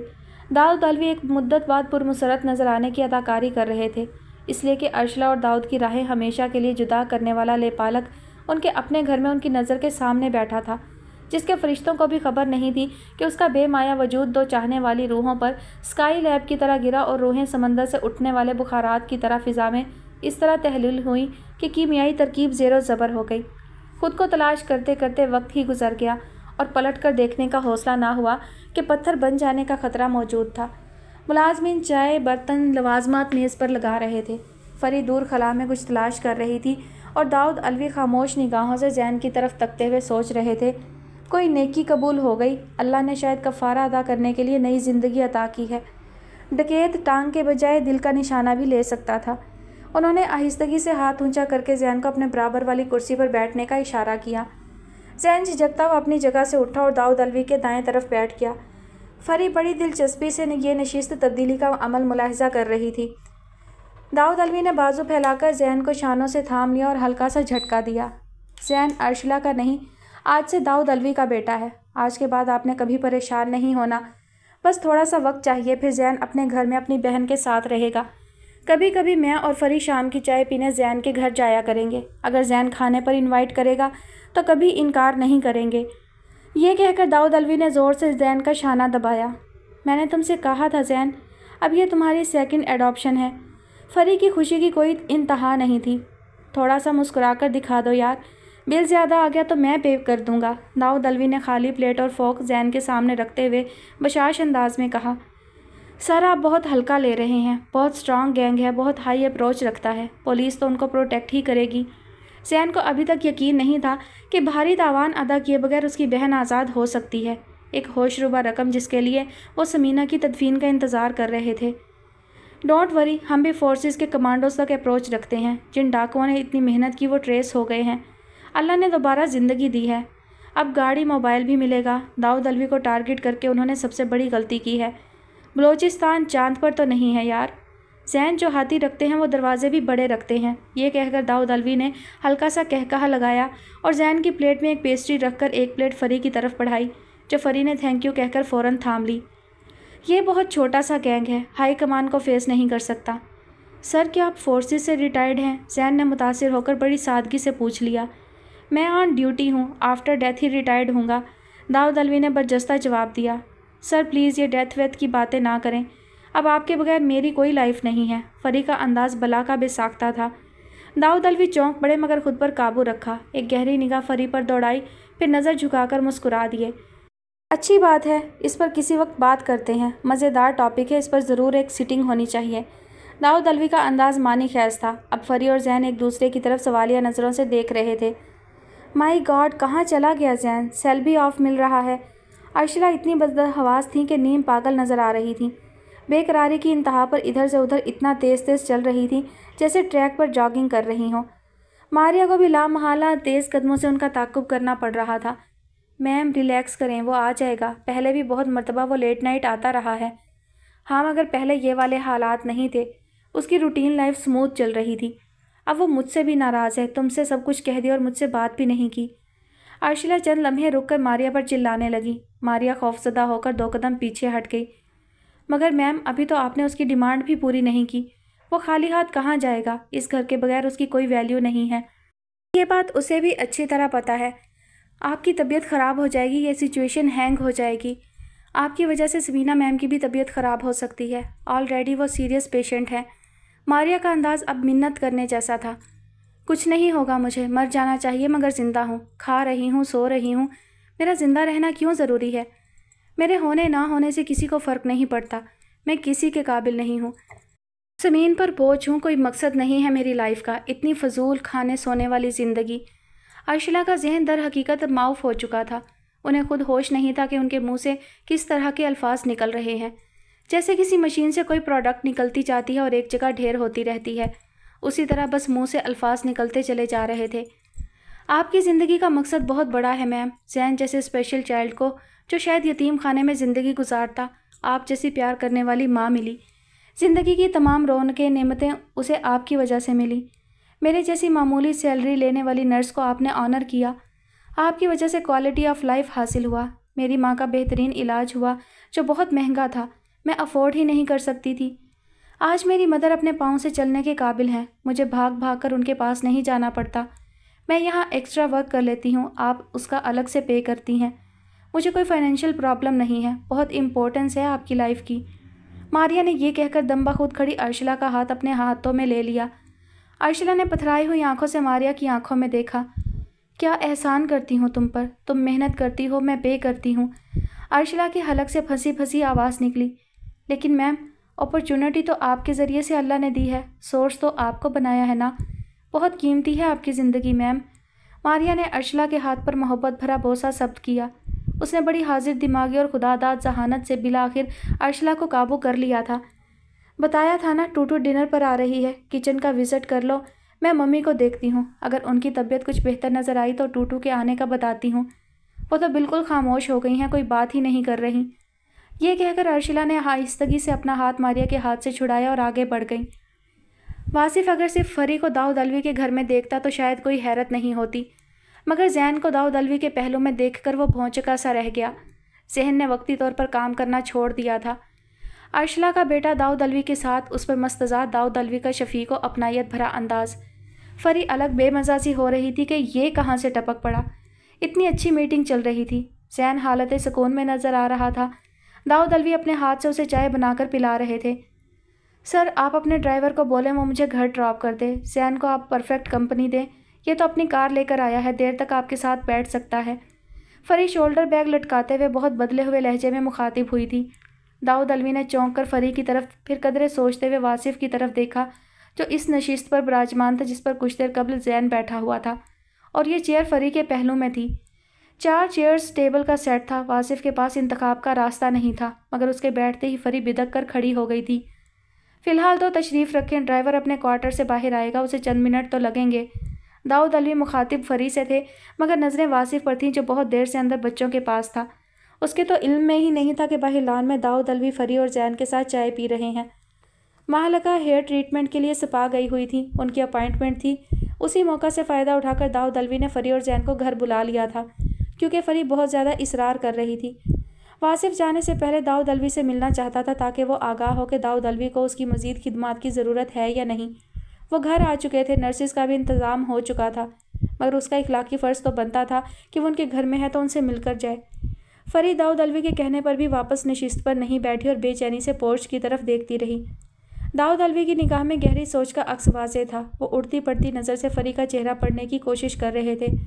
जैन भी वासिफ की मौजूदगी में बेचैनी महसूस कर रहा था। वासिफ उसका और फरी का मुश्तरका दुश्मन था। सर मेरा ख्याल है मैं आपसे टाइम लेकर फिर आ जाऊंगा, मैं फरी को ड्रॉप करता हुआ अपने घर चला जाऊंगा। ये कहकर जैन फ़ौरन ही खड़ा हो गया। सर ये आपके मेहमान हैं, मैं बलाई जान हूँ, रोज़ आता हूँ, मुझे इजाज़त दें और अपने मेहमानों को एंटरटेन करें। ये कहकर वासिफ ने नशिस्त छोड़ी और मुसाफे के लिए दाऊद अलवी की तरफ अपना हाथ बढ़ाया। दाऊद अलवी ने बिला तरद्दुद अपना हाथ आगे कर दिया, जिससे जाहिर था कि वासिफ को जाने की इजाज़त है। वासिफ ने मुसाफा किया और इतनी सरत से आगे बढ़ा के मुड़कर ना देखा। वो चला गया है फरी, आप तशरीफ़ रखें please. Bundle of thanks sir, मगर अब मूड नहीं बनेगा, please try to understand. Okay, मैं इस खुशफहमी में मुब्तला हो चुका था कि फरीशा सालार की ज़िंदगी में तवाज़न आ चुका है। मैंने अभी तक आपको जितना वक्त दिया वो तो ज़ाया चला गया। फ़िलहाल आप ड्राइवर के साथ ही जाएंगी, जैन मेरे साथ है उस वक्त तक जब तक मैं इसे जाने की इजाज़त ना दूँ। ये कहकर दाऊद अलवी ने जैन का हाथ थाम लिया और मुस्कुराकर जैन की तरफ देखा। अब मेरे कहने से बैठ भी जाओ, तुम्हारी हर प्रॉब्लम का सोल्यूशन है मेरे पास। बस कुछ दिनों की बात है, फिर सारी दुनिया में तुमसे ज़्यादा खुश कोई नज़र नहीं आएगा इंशाअल्लाह। ये कहकर दाऊद अलवी ने शर्मिंदा और गुमसुम खड़ी फरी की तरफ देखा। थैंक यू फरी, थैंक यू सो मच, तुम्हारी वजह से मुझे जैन मिला है। जैन यूँ आहिस्तगी से दोबारा बैठ के जैसे किसी ने फसूं पढ़कर फूंका हो और इंसान सहर ज़दा हो गया हो। दाऊद अलवी की मिस कॉल जो इतलाई घंटी होती थी उस पर ड्राइवर बाहर आ चुका था। वासिफ मंजर से ओझल हो चुका था। फरी अब जाने की उजलत में नहीं थी। दाऊद अलवी के चंद अल्फाज ने उसकी बची खुची अना का भी जनाजा निकाल दिया था। आई एम सॉरी सर, लेकिन आपको बहुत से एक्शंस का बैकग्राउंड नहीं पता ना, इसलिए। फरी ने कुछ वजाहत की कोशिश की, मगर दाऊद अलवी ने हाथ बुलंद करके बड़ी शाइस्तगी से रोक दिया। बैकग्राउंड से ही तो जान छुड़ानी है, बैक को छोड़ना है, फ्रंट को देखना है, वरना बैक को देखने वाले कभी हेल्थी कंसीडर नहीं होंगे मिस फरीशा सालार। मैं ज़रा फिट हो जाऊं, फिर आप बहुत जल्द फिट हो जाएंगी। और रही मेरे फ्रेंड जैन की बात, इसकी तो अब कोई प्रॉब्लम ही नहीं। मैं कसम नहीं खाता, मगर यकीन दिलाने की कोशिश ज़रूर कर रहा हूँ। दाऊद अलवी ने जैन को शानों से यूं थाम लिया जैसे फ़ोटोशूट शुरू हो गई हो। जैन भी दाऊद अलवी के वजूद से निकलने वाली मस्बत तवानाई को जज्ब करते हुए बेइंतहा सुकून महसूस कर रहा था। ऐसा सुकून जिसके जायके से वो पहली बार आशना हुआ था। तवील सहराई सफ़र से भटक कर बिल आखिर रास्ता पाने वाले मुसाफिर की तरह का सैराब कर देने वाला असली हकीकी सच्चा सुकून। फरीशा आप इजी फील करें, अब मैं किसी से भी नाराज़ नहीं होता। गहरी सोच में डूबी फरी ने चौंक कर सर उठाया। दाऊद अलवी जैन को शानों से थामे मुस्कुरा रहे थे। फरी ने खुद को बहुत हल्का फुल्का महसूस किया और अटकी सांसें सीने की कैद से आज़ाद की और जैन की तरफ देखा। नज़रें मिलते ही वो पुरसकून अंदाज में मुस्कुरा दिया। टूटू अब आ गई हो तो इसका दिमाग ठीक करो। होशो अकल वाली औरत अपना बच्चा पैदा करती है, बड़ी मेहनत से उसका ब्रॉटअप होता है, फिर भी वो बच्चा गलत काम करता है तो माँ उसके गलत काम को गलत ही कहती है। समीना अब सांस लेने को रुकी। अर्शिला ने बेबसी से टूटू की तरफ देखा। मैंने अपनी बेटी को सुख देने और पागल होने से बचाने के लिए एक स्टेप लिया। अब मुझे क्या खबर थी कि बाहर मेन गेट पर गनमैन खड़ा करके चोर डकैत गोद में उठाकर घर के अंदर ला रही हूँ। प्लीज़ मम्मी उसे चोर डकैत ना कहें, वो बहुत मजलूम है। आप पहले फैक्ट्स तो जान लें, आपने पहले से पहले उसे सस्पेक्टेड बना दिया। Enough is enough mummy. ये कहकर अर्शिला फूट फूट कर रो पड़ी। Arshila please don't cry. Aunty please आप भी इसकी फीलिंग्स हर्ट ना करें। अब मैं आप लोगों के दरमियान मौजूद हूँ और नेक्स्ट 6 मंथ तक मेरा कोई विज़िट शेड्यूल नहीं। मैं अपने काम मुकम्मल करके आई हूँ। अब सब कुछ वीडियो कॉन्फ्रेंस पर चलेगा, इसलिए रिलैक्स करें। आपके पैसे कहीं नहीं जा रहे, कोई भी ज़ोर ज़बरदस्ती से आपसे कुछ नहीं लेगा और ना ही मैं ऐसा करने दूँगी। मैं पहले ही अर्शिला से कह चुकी हूँ, आपके पास बहुत है या बहुत ज़्यादा वो आप ही का है। 4 फादर्स और आपने इसलिए मेहनत की है। समीना की खुशी से बुरी हालत हो रही थी। फरते मुसर्रत से आंखें चमकने लगीं। जिस बात की समझ उनकी बेटी को होनी चाहिए थी वो बात टूटू कर रही थी। सो स्वीट माई डार्लिंग, वो पुरमुसरत लहजे में गोया हुई और हकीकतन पुरसकून नज़र आने लगी। गोया कोई राहजन उनका नोटों से भरा बैग छीनने में नाकाम हो गया हो, जानो माल महफूज हो गया हो। बस अब कोई स्ट्रेस वाली बात नहीं, हम हैप्पी मूड में डिनर करेंगे। आमिर भी कुछ दिनों में आ सकता है, उससे पहले हम अर्शिला की शादी की डेट फाइनल कर सकते हैं। टूटू ने यह कहकर बड़ी अदा से यूं हाथ झाड़े जैसे इस मौजू को समेट दिया हो। बस छोड़ो, मम्मी तो एक और प्रपोजल लेकर बैठी हुई हैं। अर्शिला ने रूठे रूठे अंदाज में चोरी चोरी माँ की तरफ देखा। हैरत से टूटू का मुंह खुले का खुला रह गया। ओह नो, यानी अब तुम्हारे पास ऑप्शन है। डोंट वरी, ये तुम्हारा राइट है, तुम जो फैसला करो मेरी तरफ से वेलकम है। आमिर भी इसीलिए वेट कर रहा है कि अभी तुम सिंगल हो, कोई भी तुमसे तुम्हारा राइट नहीं छीन सकता। टूटू ने इस नई खबर पर बड़ी फ़राख दिली का मुजाहरा किया था। अरे भाई, कौन सा प्रपोजल दे दिया मैंने, क्या कोई ख्वाब देखा है? समीना खासी हैरान परेशान नज़र आ रही थी। क्यों, आपने वासिफ की बात नहीं की थी? अर्शिला माँ के भुलक्कड़पन पर तप गई। समीना ने ज़ोर से अपनी पेशानी पर हाथ मारा। गुड गॉड, वो तो बाय द वे एक बात की थी कि पॉसिबिलिटीज़ में से है, not be may be. Sameena ने गोया टूटू के सामने सफाई पेश की, वगरना आमिर तो पक्की पकाई तैयार देख थी। आशिला की रजामंदी पर वो अभी इसी वक्त भी तैयार थी।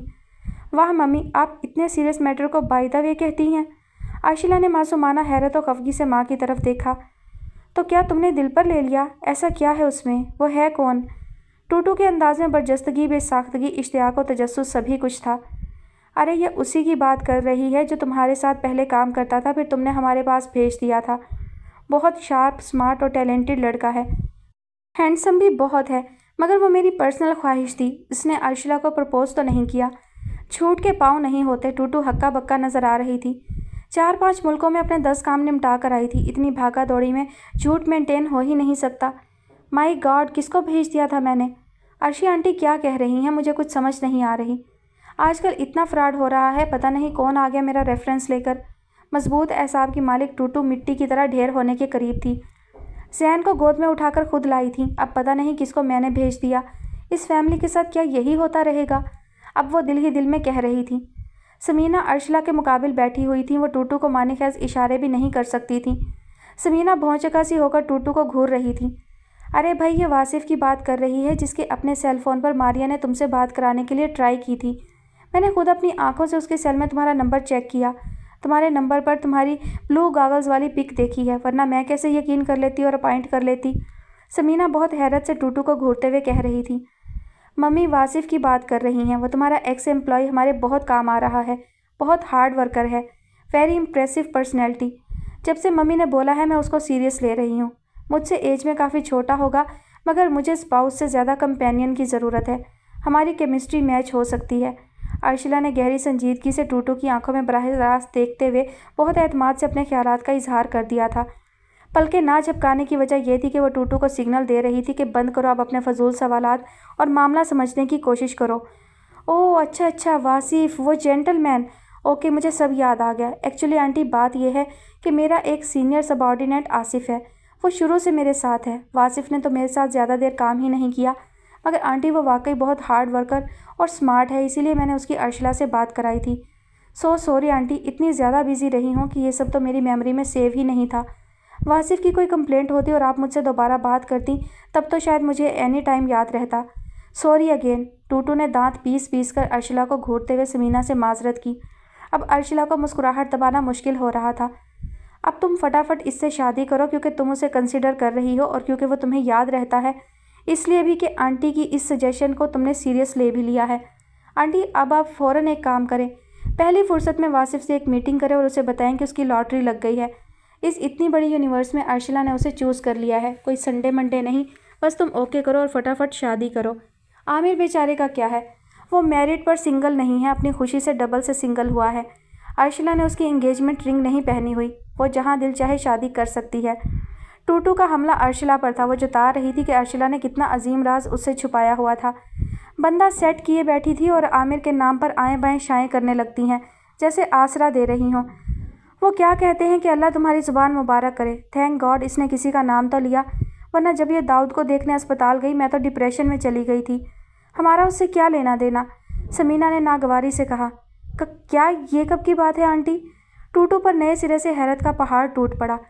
जब तुम हवाओं में उड़ती फिर रही थी, समीना ने तल्खी से जवाब दिया। स्टॉप प्लीज़, मुझे बहुत ज़ोर से भूख लग रही है मम्मी। मैंने टूटू को डिनर पर इनवाइट किया है। प्लीज़ मम्मी, हमें डिनर करने दें। अर्शिला ने एक नया महाज खुलता देखकर शोर डाल दिया। वासिफ से दाऊद की तरफ पलटना भी तो जोखम था। ओके, डिनर के बाद मैं पूछती हूँ क्या क्या करती रही मेरे जाने के बाद। ये मारिया इतनी देर से कहाँ गायब है? उसे बोलो टेबल लगवाए। समीना अपनी छड़ी पर दबाव डालते हुए उठ खड़ी होने की कोशिश कर रही थी। मम्मी, वो मुझसे परमिशन लेकर बेसमेंट में मूवी देख रही है। मैं खुद बटलर को कह देती हूँ। टूटू आओ डाइनिंग में चलते हैं। अर्शिला ने बोलते हुए हाथ से उठने का इशारा भी किया। तुम मारिया को कॉल करो। ये क्या तरीका है? उसे पता नहीं कि मेरा डिनर टाइम शुरू हो चुका है और वो टेबल पर मुझे सर्व करती है। समीना बराफ रोकता होने लगी। Aunty please relax. अर्शी से परमिशन लेकर गई है ना, हम लोगों की मीटिंग चल रही थी, वो हमारे साथ बैठकर क्या करती। टूटू ने मुदाखलत करके समीना का पारा नीचे करने की कोशिश की। इट्स ओके, लेकिन उसे बुलाओ, मुझे टेबल पर उसकी आदत पड़ चुकी है। समीना ने तहकुमाना अंदाज में कहा और आहिस्ता आहिस्ता कदम बढ़ाने लगी। अर्शिला ने बेबसी से टूटू की तरफ यूं देखा गोया माँ के सख्त दिल होने की शिकायत कर रही हूँ। ओह खुदाया, जैन को लेकर पहुँच गई। सारा ने गोया सर ही पीट लिया था। मामा, सर से परमिशन भी ली थी और टाइम भी। वो इतना ज़्यादा टेंस था, मुझे डर लग रहा था कहीं सुसाइड ही ना कर ले। फरी ने इस अंदाज में जवाब दिया गोया बुरी तरह शल हो चुकी हो। पहले टेक लगाकर बैठी, फिर फिसलते हुए सोफे पर सीधी सीधी लेट गई। अल्लाह ना करे, अल्लाह सबके बच्चों को अपनी अमान में रखे, आमीन। बेटा, अब तो सीख लो कि बोलने से पहले सोचते हैं। इतनी बड़ी बात इस तरह मुंह से नहीं निकालते। सारा ने घबरा कर टोका। सीख लिया है मामा, सभी कुछ सीख लिया है। शायद अब तो सीखने के लिए कुछ बचा ही नहीं। फरी आंखें मूंदे धीमी आवाज़ में कह रही थी। इंसान ज़िंदगी भर सीखता रहता है, यहाँ तक कि ज़िंदगी ख़त्म हो जाती है। सारा के सीने से एक आह सर्द आज़ाद हुई। मैं तो शायद अपनी उस एज में आपसे भी बड़ी हो चुकी हूँ मामा। फरी खुद कलामी के अंदाज में गोया हुई, सीने पर दोनों हाथ बांधे हुए बंद आंखों के साथ किसी ख्वाब की कैफियत में थी। सारा ताज्जुब व फिक्रमंदी से बेटी को घूरने लगी। अल्फाज सुझाई नहीं दे रहे थे।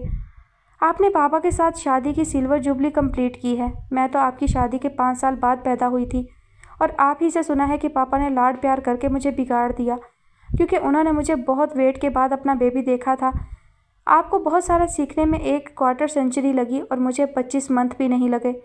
Fastest journey, fastest learning. ऐसी बातें ना करो फरी, मेरा दिल लर्ज जाता है, दुख से टूटने लगती हूँ। सारा की आंखों में नमी उतरने लगी। फरी को टोक रही थी। अब तो ऐसा लगता है मामा, अब मैं आपको समझाया करूँगी। आपने बहुत समझाने की कोशिश की, मुझे समझ नहीं आती थी, मगर आप मेरी बात फ़ौरन समझा करेंगी। फरी नाकाबिले फ़हम लहजे में मुखातिब थी। बस कर दो मेरा बेटा, माँ को इतना ना आजमाओ। मैं तो ये सोचकर बात कर बैठी थी कि अलवी साहब अभी अस्पताल से डिस्चार्ज होकर घर पहुँचे हैं। उन बेचारों ने तकल्लुफ़ में अल्लाह जाने कितनी तकलीफ़ उठाई हो। सारा ने अपनी जगह से उठकर फरी की पेशानी पर बोसा शब्द किया। मामा, पेशेंट को कंपनी की ज़रूरत होती है, अच्छी कंपनी की। वो मेरे और जैन के जाने से बहुत खुश हो रहे थे। मैं तो आ गई हूँ, मगर जैन उन्हीं के पास है। फरी ने अब आंखें खोलकर सारा की तरफ देखते हुए कहा। सारा के आगे बढ़ते कदम रुक गए। पलटकर हैरत से फरी की तरफ देखा। क्या मतलब? रात हो चुकी है, वो क्या कर रहा है वहाँ? सर अपनी मर्ज़ी से उसे कंपनी दे रहे हैं, उन्होंने जैन को खुद रोका है। फरी ने कुर्ती का दामन सेट करते हुए करवट ली और सारा की तरफ देखा। इतना हैरान क्यों हो रही हैं मामा? कुछ ख़ास है क्या? नहीं बेटा, कुछ नहीं। अब तो यही महसूस हो रहा है कि तुम वाकई मुझसे बड़ी हो गई हो और इतनी आगे निकल गई हो कि मैं तुम्हारे पीछे नहीं भाग सकती। दर हकीकत सारा की समझ में कुछ नहीं आ रहा था। ये कहकर वो रुकी नहीं, तेज़ी से आगे बढ़ गई। जैन को सर ने रोक लिया। मामा को समझ नहीं आ रही, ये कोई पज़ल है? फरी पर अब थकावट की वजह से गनूदगी तारी हो रही थी। अर्शिला के कान से सेलफोन लगा था। आंखें फटी फटी, मुंह खुले का खुला। कौन? दाऊद? दाऊद अलवी। हैरान होने की ज़रूरत नहीं। दुनिया में इससे ज़्यादा हैरान कर देने वाले वाक़यात होते रहते हैं। अब तो मुर्दा भी कफन फाड़ कर बोले तो कम से कम मुझे तो हैरत नहीं होगी। दाऊद अलवी मौत के मुंह से वापस आकर तो अकीदे में पहले से ज़्यादा मजबूत हो गए थे और बर्दाश्त की हदूद का तयन भी करने की काबिलियत मज़ीद निखर गई थी। दाऊद, मैं तो वैसे ही चली गई थी। अगर आपने माइंड किया है तो मैं सॉरी बोलती हूँ। अर्शिला ने नदामत भरे लहजे में माजरत की। इससे क्या फ़र्क पड़ता है? आप आईं, इंसानियत के नाते आपने एक और जज्बाती कदम उठा लिया। No problem. मुझे 12 घंटे पहले के माजी में भी नहीं जाना। जो करंट सिचुएशन है, मैं उसकी वजह से आपसे रब्ता करने पर मजबूर हूँ। दाऊद अलवी के लहजे से कुछ भी अंदाज़ा नहीं लगाया जा सकता था। सीधा सादा, गैर जज्बाती, महज़बाना अंदाज। Current situation? अर्शिला मज़ीद हौंक नज़र आने लगी। जैन मेरे पास मेरे घर में है, आप उसकी तरफ से बिल्कुल भी परेशान ना हो। वो महफूज और पुरसकून है। उसी से आपका फ़ोन नंबर लिया है और बता भी दिया है कि मैं उसकी मॉम से बात कर रहा हूँ। फ़िलहाल वो आपा के बच्चों के साथ स्नोकर खेल रहा है। लेकिन वो आपके पास क्यों है? उसे किसने आपके और मेरे बारे में बता दिया? ये तो कुछ अच्छा नहीं होने जा रहा दाऊद। मुझे लाइफ टाइम उसे फेस करना है। अर्शिला अनजाने अंदेशों की जद में आकर लर्जने लगी। वो क्यों है आपके पास? आज से पहले तो आप उसकी लाइफ में नहीं थे। फिर ये फैक्ट है, वाकई नहीं था। वो आज पहली बार मेरे घर आया है। मुझे आज ही पता चला कि जैन मेरा बेटा है। आपका बेटा? अर्शिला ने बदहवास होकर कता कलामी की। अर्शिला ने उसकी परवरिश की है और मैं अर्शिला का एक्स हस्बैंड हूँ। दाऊद अलवी के लहजे से पता चल रहा था गोया इस वक्त उनकी हिस्से लतीफ़ पूरी कुव्वत से काम कर रही है। प्लीज़ दाऊद, क्लियर करें, मुझे वाकई कुछ समझ नहीं आ रही। अर्शिला गोया रोने को हो गई। अर्शिला, मैं दाऊद अलवी हूँ, आप जिसकी अयादत करने अस्पताल आई थी। जैन इस वक्त मेरे पास मेरे घर में है। वो बहुत डिस्टर्ब और मायूस था, मगर इस वक्त बिल्कुल सुकून से खेल रहा है। इंशाल्लाह बहुत जल्दी उसकी सिस्टर भी मेरे पास आ जाएगी। आपको उसकी सिस्टर का कैसे पता चला दाऊद? अर्शिला ने बेकरार होकर कता कलामी की। ज़ैन ने खुद बताया है, दाऊद अलवी ने सुकून से जवाब दिया। ये भी बता दिया? अर्शिला ने बरजस्ता कहा। सब कुछ बता दिया, दाऊद ने भी तरकी बतरकी जवाब दिया। मगर उसने आपको ये सब क्यों बताया? अर्शिला ने सादगी से सवाल किया। मैंने पूछा था, अब आप पूछेंगी कि मैंने क्यों पूछा था। मेरा ख्याल है एक बेमकसद सवाल जवाब में मेरा और आपका कीमती वक्त ज़ाया होगा। टेक केयर, अल्लाह हाफिज़। दाऊद अलवी ने अपनी तरफ से राब्ता मुनक़ता कर दिया, मगर अर्शिला हनूज़ सेल कान से लगाए हैरान परेशान खुद को सामने लगी ड्रेसिंग टेबल के आईने में देख रही थी। एक ज़माने बाद वो दुश्मन जहाँ हम कलाम हुआ जिसकी वजह से राब्ता टूटा था, वही राब्ते का सबब बना। मगर आज वो ऐसे सफ़र से दो चार थे जिसकी इंतहा कोई मंजिल नहीं थी। उन्हें यकलख्त मारिया का ध्यान आया। जी चाहा ज़ोर से मारिया को आवाज़ दें, जैसे कोई बच्चा बदहवासी के आलम में बेइख्तियार माँ को पुकारता है। उन्हें अपनी दमसाज हमराज खैरख्वाह मारिया से मिलने की शिद्दत से तड़प महसूस हुई। वो होशो हवास से बेगाना नंगे पाँव कमरे से बाहर निकल गईं। फरी बहुत बदल चुकी है वासिफ, अपनी उम्र से बड़ी बातें करने लगी है। उसके बदलने से मेरा क्या बदलने लगा है माँ? वासिफ शमसा के तख्त पर सीधा सीधा लेटा हुआ था। शमसा इशा की नमाज और तस्बीहात से फारिग हुई तो जाए नमाज पर बैठे बैठे वासिफ से बातें करने लगी। एक तो अब वो मुयस्सर ही कम आता था, सुकून से बैठकर बातचीत किए हुए खासा वक्त हो गया था। आज दिनों बाद वो उनके तख्त पर पुरसुकून लेटा हुआ नजर आ रहा था। तुम चाहो तो बहुत कुछ बदल सकता है, भाभी से बात करूं? शमसा ने अचानक वो बात की जिसके लिए वो ज़हनी तौर पर तैयार ही नहीं था। वासिफ को ज़ोर से झटका लगा। वो बेइख्तियार उठकर बैठ गया। क्या बात करना चाह रही हैं माँ? मैं समझा नहीं। उसने अनजान बनने की अदाकारी की कोशिश ज़रूर की, मगर निभा ना सका और शमसा से नज़र चुराने लगा। मैं मरते दम तक वो रात नहीं भूल सकती जब मैं फरी के निकाह के बाद शादी का खाना लेकर घर आई और तुमने उस खाने से एक नवाला नहीं लिया था। शमसा ने नज़रें झुकाकर आहिस्तगी से कहा। मुझे याद नहीं माँ। वो माँ से नज़र चुराकर स्लीपर में पाँव फंसाने लगा। कहीं नहीं जा रहे तुम? बात करने को तरसती हूँ तुमसे। शमसा ने उसे उठने से रोक दिया। माँ मुझे बहुत काम करना है। सुबह 4 बजे यूके में मेरी वीडियो लिंक कॉन्फ्रेंस है, उसकी तैयारी करनी है। इंशाल्लाह अगले महीने 0 मीटर नई नवेली कार में आपको बिठाकर शहर का चक्कर लगाऊंगा ताकि आप बहुत सारा कुरान तस्बीह पढ़कर मेरे लिए बरकत की दुआएं करें। उसने शमसा का ध्यान किसी और तरफ लगाने के लिए होशियारी दिखाई। हैं, आजकल 8-10 लाख में नई कार आ जाती है। वक्ती तौर पर शमसा वाकई किसी और तरफ निकल गई। अर्शिला मैम ने कार बुक कराई है। अमाउंट मेरी सैलरी में से हर महीने माइनस होगा। 60 लाख की कार है, साल से पहले पहले मेरी हो जाएगी। ये कहकर वो उठने लगा। बैठो, तुम क्या समझते हो तुमने चलाया और मैं चल पड़ूंगी? मेरी बात का जवाब दो। बात करूं भाभी से? शमसा ने अपना मादराना इस्तेहकाक इस्तेमाल किया। भाभी से बात करेंगी? भाभी फरी से बात करेंगी। फरी दाऊद अलवी से डिस्कस करेगी। दाऊद सर का भी कोई गुरु होगा, वो उससे मशवरा करेंगे। और अरे बस भी करो, ये दाऊद अलवी बीच में कहाँ से आ गए? हमारा उनसे क्या लेना देना? शमसा कदरे खफकी और हैरानी से गोया हुई। फरी का तो लेना देना है, वो साए की तरह उनके साथ रहती है। अब वासिफ ने सुकून से बात की जैसे कि बात की जाती है। अच्छी खासी उम्र है उनकी वासिफ, वो बहुत इज़्ज़तदार और समझदार आदमी है। फरी भी जाहिर सी बात है उनकी इज़्ज़त ही करती होगी। वो आजकल उनके यहाँ खुद को मसरूफ़ रखने की नीयत से जॉब कर रही है। ये कहकर शमसा उठकर जाए नमाज तय करने लगी। भाभी मुझसे अपने दिल की हर बात शेयर करती हैं। वो मुझे बता चुकी हैं कि अलवी साहब ने फ़री को बहुत अच्छे से संभाला है। बहुत इंसानियत है उनमें। सिर्फ फ़री नहीं, वो हर उस इंसान के काम आने की कोशिश करते हैं जो उनके ताउन से संभल सकता है। दुनिया में अलवी साहब जैसे बहुत लोग होते हैं, नसीब से किसी को मिल जाते हैं। शमसा जाए नमाज तपाई पर रखकर वासिफ के पास आकर बैठ गई। माँ, अलवी साहब के पास अंसर से कम दौलत नहीं है। कई कंपनियों के मालिक हैं, फॉरेन करेंसी में भी कमाते हैं, स्मार्ट और हैंडसम भी हैं। बंदा रईस हो तो 20-22 साल का फ़र्क भी मैटर नहीं करता। वासिफ मानी खैज़ अंदाज में मुस्कुराया। समझ गई, तुम्हारे जहन में ये है कि फ़री अलवी साहब की दौलत से मुतासिर है। मैंने क्या कहा? फ़री अब वो पहले वाली फ़री नहीं। अंसर ने जो उसके लिए डायमंड सेट तैयार कराया था, जब वो फ़री के सामने आया तो उसने छूकर भी नहीं देखा और भाभी से कहने लगी इसे सेल कर दें तो कई गरीब लड़कियों की शादी हो सकती है। शमसा बहुत दिलसोजी और मोहब्बत भरे लहजे में बता रही थी। ना करें माँ, फ़री को क्या पता गरीब लड़कियों के क्या मसाइल होते हैं। ये कहकर वो उठने लगा तो शमसा ने उसका बाजू थाम लिया। जो तुम्हारे ख्वाब हैं उनसे बेखबर मैं कभी भी नहीं थी। अब तुम फजूल बातें करके माँ को थकाना चाहते हो, मगर माँ थकने वाली नहीं। मैं बात करती हूँ भाभी से, शमसा ने बड़े एतमाद से कहा। वासिफ अब बड़ी फुर्ती से उठ खड़ा हुआ और अपने कमरे की तरफ बढ़ा। मामू ख्वाब में आकर बहुत डांटेंगे आपको, वो आगे बढ़ते हुए कह रहा था। उसकी तुम फिक्र ना करो, मुझे आदत है। शमसा अब तख्त पर दराज हो गईं, मगर वासिफ का हल्का सा कहकहा उन्होंने सुन लिया था। मुझे ज़ैन ने बताया था मैम, मगर मेरी हिम्मत नहीं पड़ी कि मैं आपसे शेयर करती।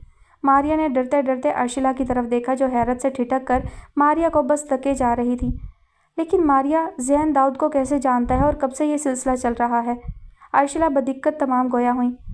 मैम, सिलसिले का तो मुझे भी नहीं पता, मगर फ़री ने ज़ैन को दाऊद अलवी से मिलवाया है। मारिया ने मुद्दबाना अर्ज़ की।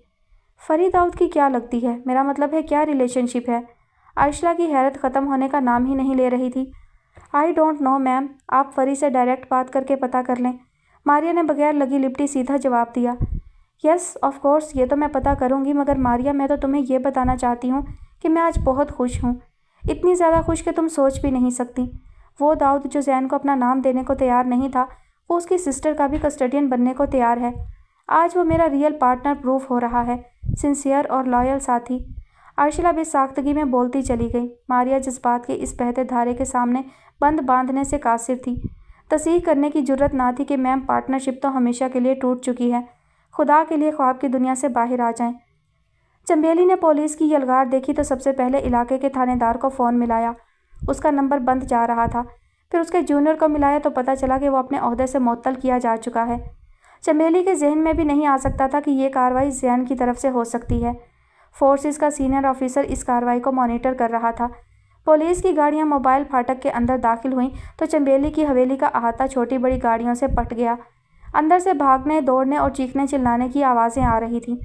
चंबेली नोटों का पैकेट हाथ में पकड़े चापलूसी के अंदाज में सीनियर ऑफिसर के पास आया था, क्योंकि उसे अंधा यकीन था कि यहाँ सब कुछ पराए फ़रोख्त है। सरकार का तख्तो-ताज सलामत रहे, दूधो नहाओ पूतों फलो। चंबेली नए नोटों से पंखे की तरह हवा करता आगे बढ़ा। हैंडकफ्स, ऑफिसर ने हुक्मिया अपने मातहत को कहा। चंबेली खौफजदा होकर यूं पीछे हटा, गोया बिच्छू ने डंक मारा हो। एक मिनट, पहले इसकी करेंसी के साथ शॉर्ट वीडियो बनाओ, ऑफिसर ने दूसरे मातहत को हुक्म दिया। चंबेली ने अब अंदर भागने की कोशिश की, मगर ये देखकर औसान खता हो गए कि अंदर जाने वाले हर रास्ते पर मुसल्लह पुलिस मौजूद थी।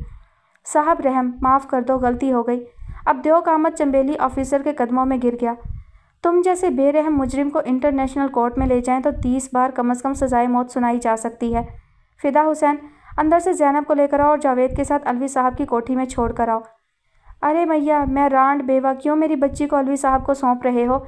मैं मर जाऊंगी उसके बगैर। साहब रहम करो मेरे बुढ़ापे पर। अपना खून पिलाकर पाला है बच्ची को, मेरे जिगर का टुकड़ा है। 4 पुलिस वाले चंबेली को दबोचे खड़े थे, 5वां हथकड़ी लगा रहा था। अंदर की तलाशी लो, सबको बाहर निकालो। ये सांड तो हथकड़ी भी खा जाएगा। इसके पैरों में बेड़ियां डालो। हर चीज़ की वीडियो बनाओ, प्रेस के लिए भी और अलवी साहब के लिए भी। उन्होंने स्पेशल रिक्वेस्ट की है।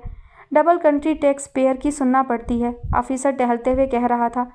अरे चुगली मुखबरी करने वालों की कब्र में कीड़े पड़े। मैं मासूम चंबेली, कौन है ये अलवी? क्या जिन्नात में से है? अरे नीलम परी कहाँ मर गई? पाँव में बेड़ी पड़ते ही चंबेली बेबसी से चिल्लाने लगा। उसी वक्त 4 लेडी पुलिस ज़ैनब को लेकर बाहर आती दिखाई दी। ज़ैनब ने स्याह चादर में खुद को लपेटा हुआ था और गर्दन के करीब दोनों हाथों से चादर को सख्ती से दबोचा हुआ था। स्याह चादर पर ज़ैनब के हाथ चांद की तरह चमक रहे थे। वो बहुत घबराई हुई थी।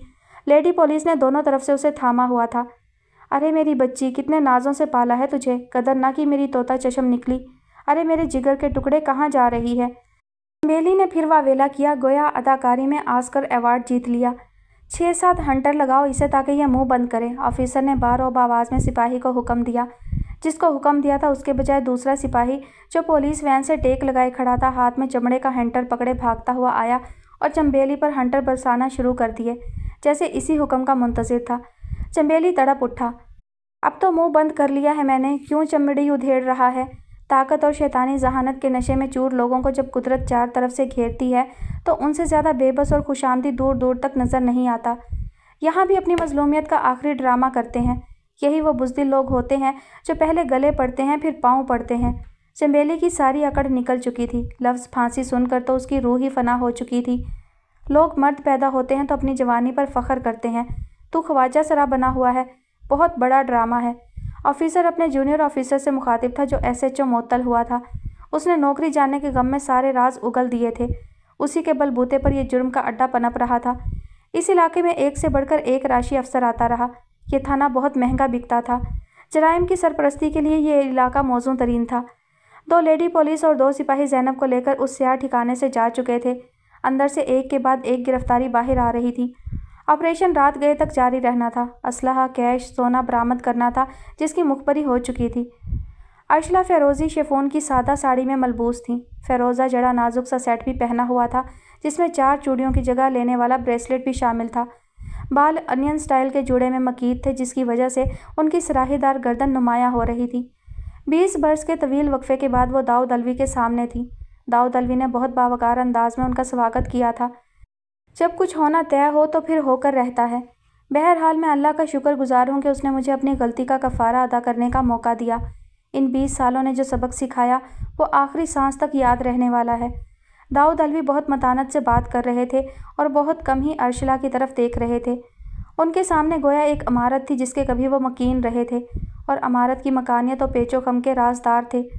गलतियाँ सिर्फ आपने ही तो नहीं की होंगी, हमने भी की होंगी। औलाद से महरूमी मिली थी तो बर्दाश्त कर लेते। ये क्या कि सबको अपने पीछे लगा लिया कि हम बहुत स्पेशल हैं, हमें बचाओ, हमें संभालो, कहीं हम मर ही ना जाएं, जबकि मरना तो है। बोलते हुए अर्शला की आवाज़ भराने लगी।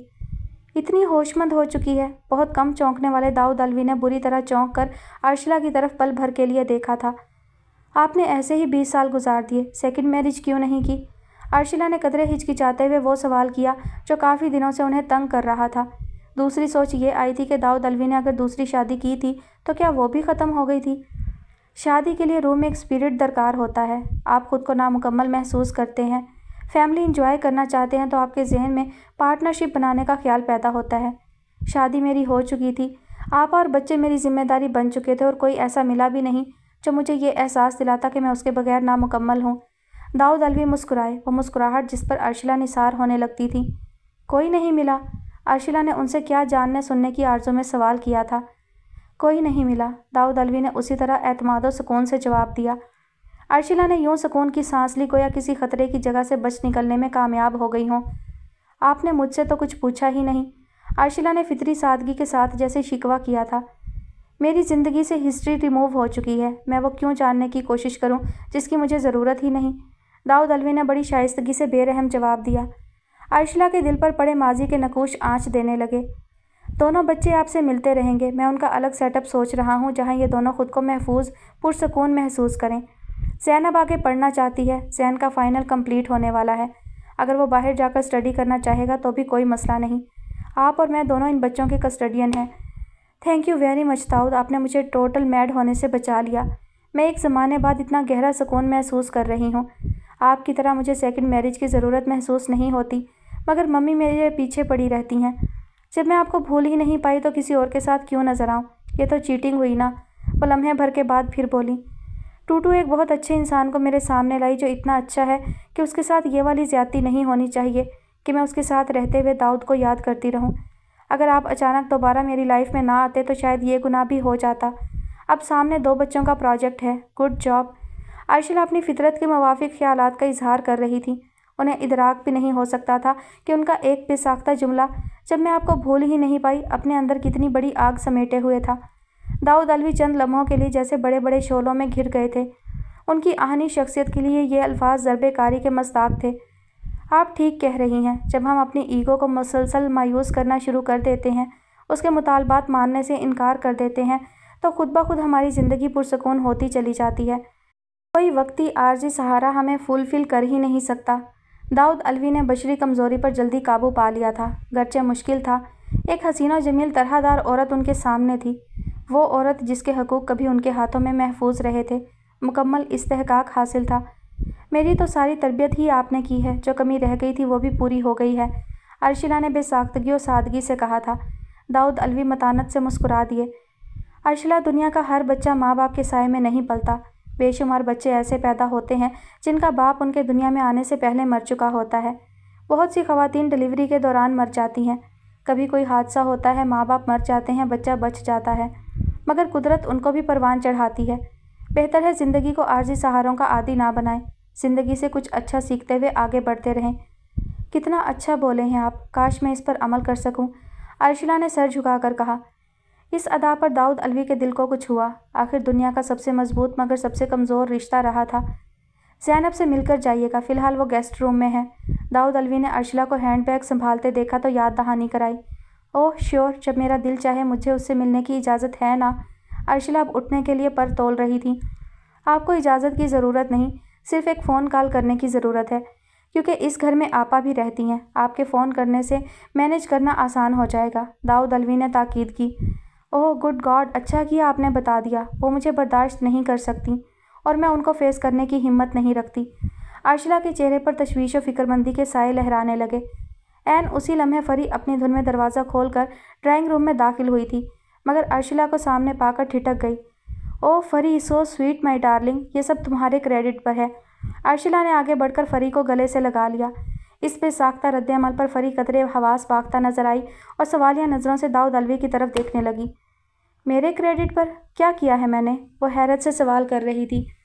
अब दाऊद बताएंगे, मैं ज़रा ज़ैनब से मीटिंग कर लूँ। अर्शिला ने अंगूठे से दाऊद अलवी की तरफ इशारा करते हुए जवाब दिया और हाथ लहराती हुई बाहर निकल गई।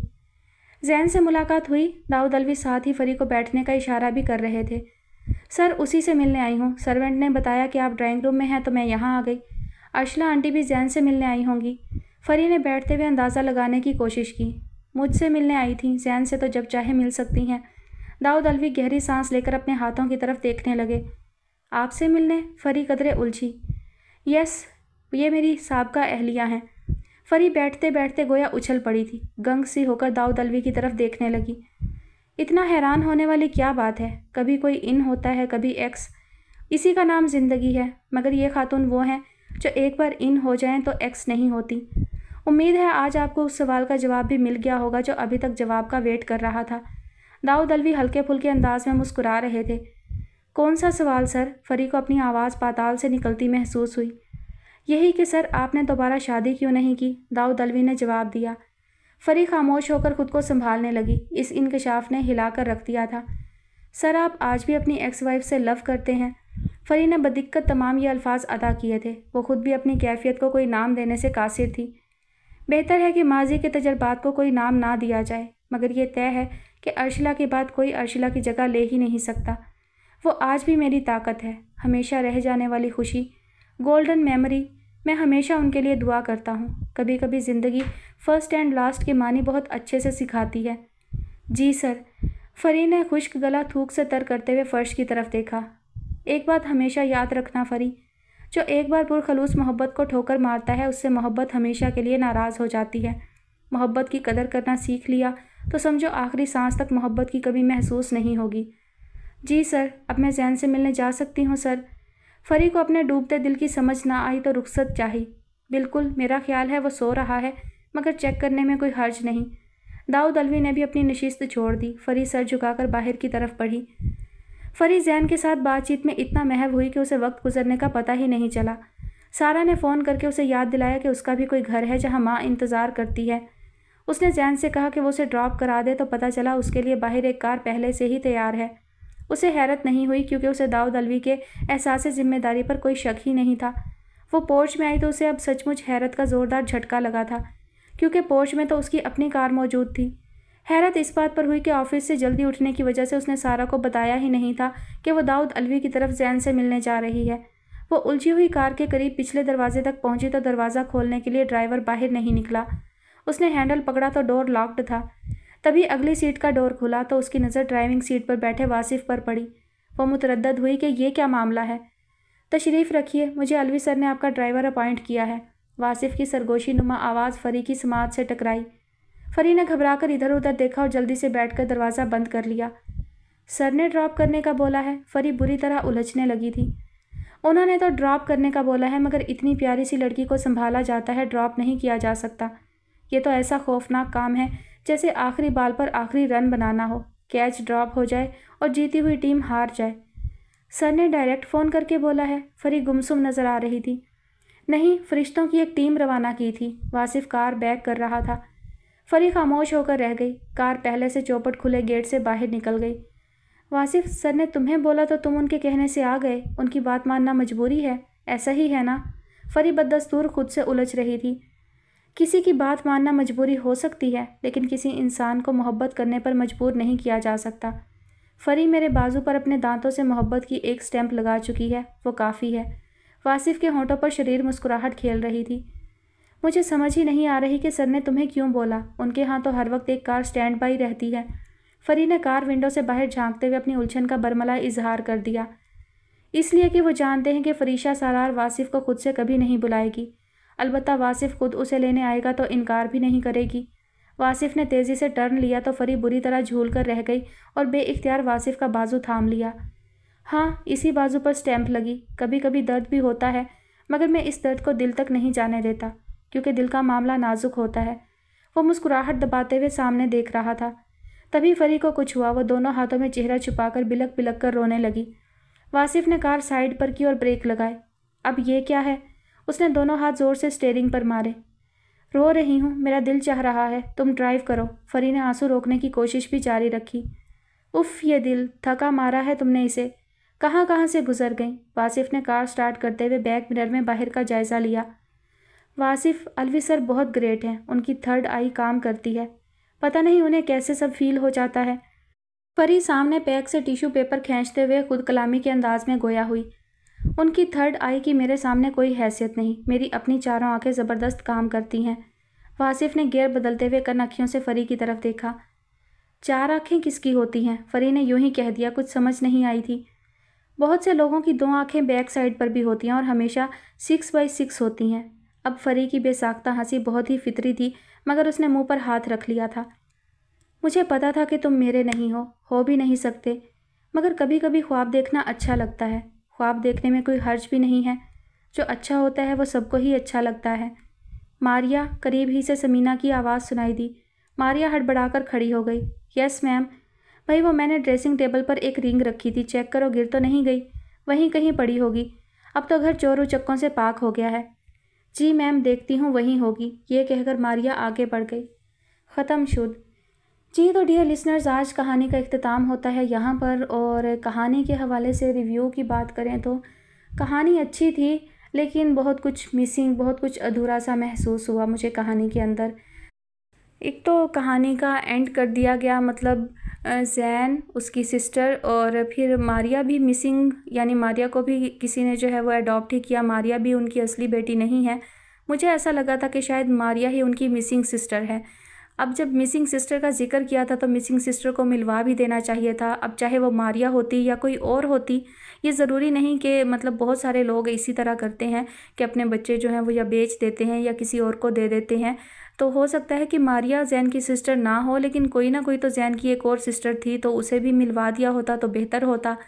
सबसे बढ़कर जो था वो शम्सा की कहानी को रिवील ही नहीं किया गया। पूरी कहानी सस्पेंस में रखी गई।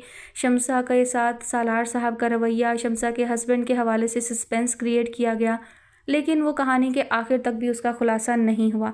तो ये बिल्कुल ही अच्छा नहीं लगा। और फरी जो है वो इतनी आसानी से वासिफ को एक्सेप्ट कर ले, ये भी कुछ अनयूजुअल सा था। ठीक है कि वो बहुत बदल गई थी, वासिफ तो शुरू से ही उसे पसंद करता था, लेकिन फिर भी थोड़ा सा तो कुछ ऐसा होता ना कि वो मेंटली उसको एक्सेप्ट करती, उसकी रज़ामंदी होती। तो ये सारी चीज़ें जो हैं थोड़ी सी उलझन आमेज़ रहीं।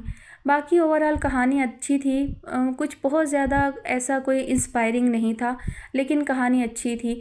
कहानी में मैंने ये महसूस किया कि रिफ़त सिराज जो हैं वो पैसे को, दौलत को जो है बहुत ज़्यादा हाईलाइट करती हैं। इससे पहले भी मैंने इनकी एक कहानी जो है वो शेयर की थी, पे कहाँ बचे के दिल है। उसमें भी बहुत ज़्यादा हाई क्लास जो है वो फैमिली थी। जो मुसव्विर था, जो स्केचिंग करता था, और उसकी जो नानी या दादी थी आई थिंक सोफ़िया, वो भी इस चीज़ को बहुत ज़्यादा उन्होंने, मतलब क्लास, स्टैंडर्ड, और फिर उनके अंदर सादगी, अपनाइयत, इनकसारी, उसको भी वो बहुत शो करती हैं कि अमीर लोगों के अंदर ये चीज़ भी होती है। तो ये कुछ मैंने एक्स्ट्रा फ़ील किया, यानी हर कहानी में एक पैटर्न जिसको कहते हैं वो मैंने महसूस किया कि बहुत ज़्यादा अमीरी और दौलत को जो है वो हाईलाइट किया जाता है।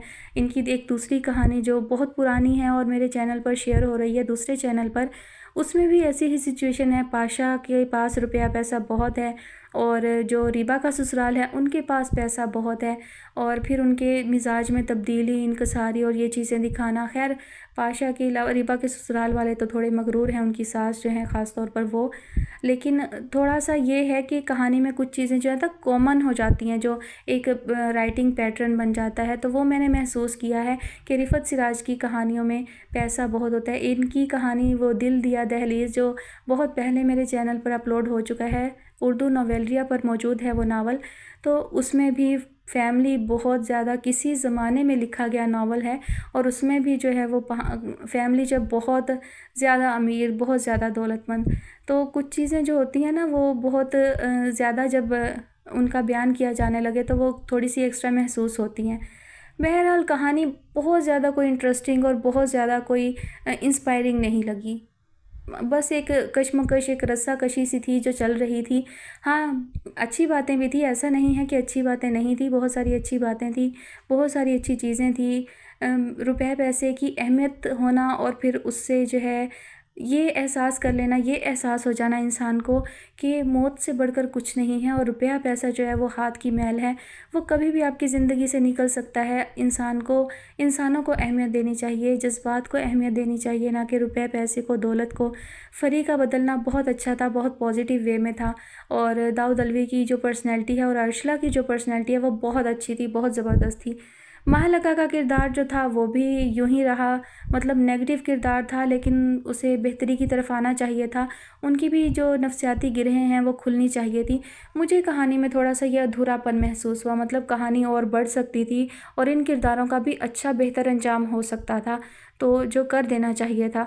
और ख़ास तौर पर शमसा की कहानी ज़रूर बतानी चाहिए थी। मतलब पूरी कहानी में हमारा जहन इस बात में उलझा रहा कि कब जाके पता चलेगा शमसा ने क्या किया था। चाहे उन्होंने अपनी मर्ज़ी से शादी की थी, किसी को पसंद किया था, घर वालों से लड़ी झगड़ी थी, ज़िद की थी, जो भी था वो रिवेल होना चाहिए था। और फिर उनका जो है वो ब्रेकअप क्यों हुआ, उन्हें तलाक हुई थी या वो बेवा हुई थी, जो भी था वो सारी कहानी, वो सारी चीज़ें जो है सामने आनी चाहिए थी। बहरहाल कहानी बहुत ज़्यादा वो क्या कहते हैं आउटस्टैंडिंग नहीं थी, तो एवरेज भी नहीं थी, अच्छी कहानी थी। मैंने एंजॉय किया रीडिंग करते हुए। आप सबको कैसी लगी ये आप सब आप कमेंट सेक्शन में बताइएगा। और मैं अब लूँगी एक लंबा सा ब्रेक, और उसके बाद मैं बिल्कुल फ़्रेश होकर जो है कोई नया नावल स्टार्ट करूँगी। तब तक अपना बहुत सारा ख्याल रखिएगा और मुझे अपनी दुआ में याद रखिएगा। अल्लाह हाफिज़।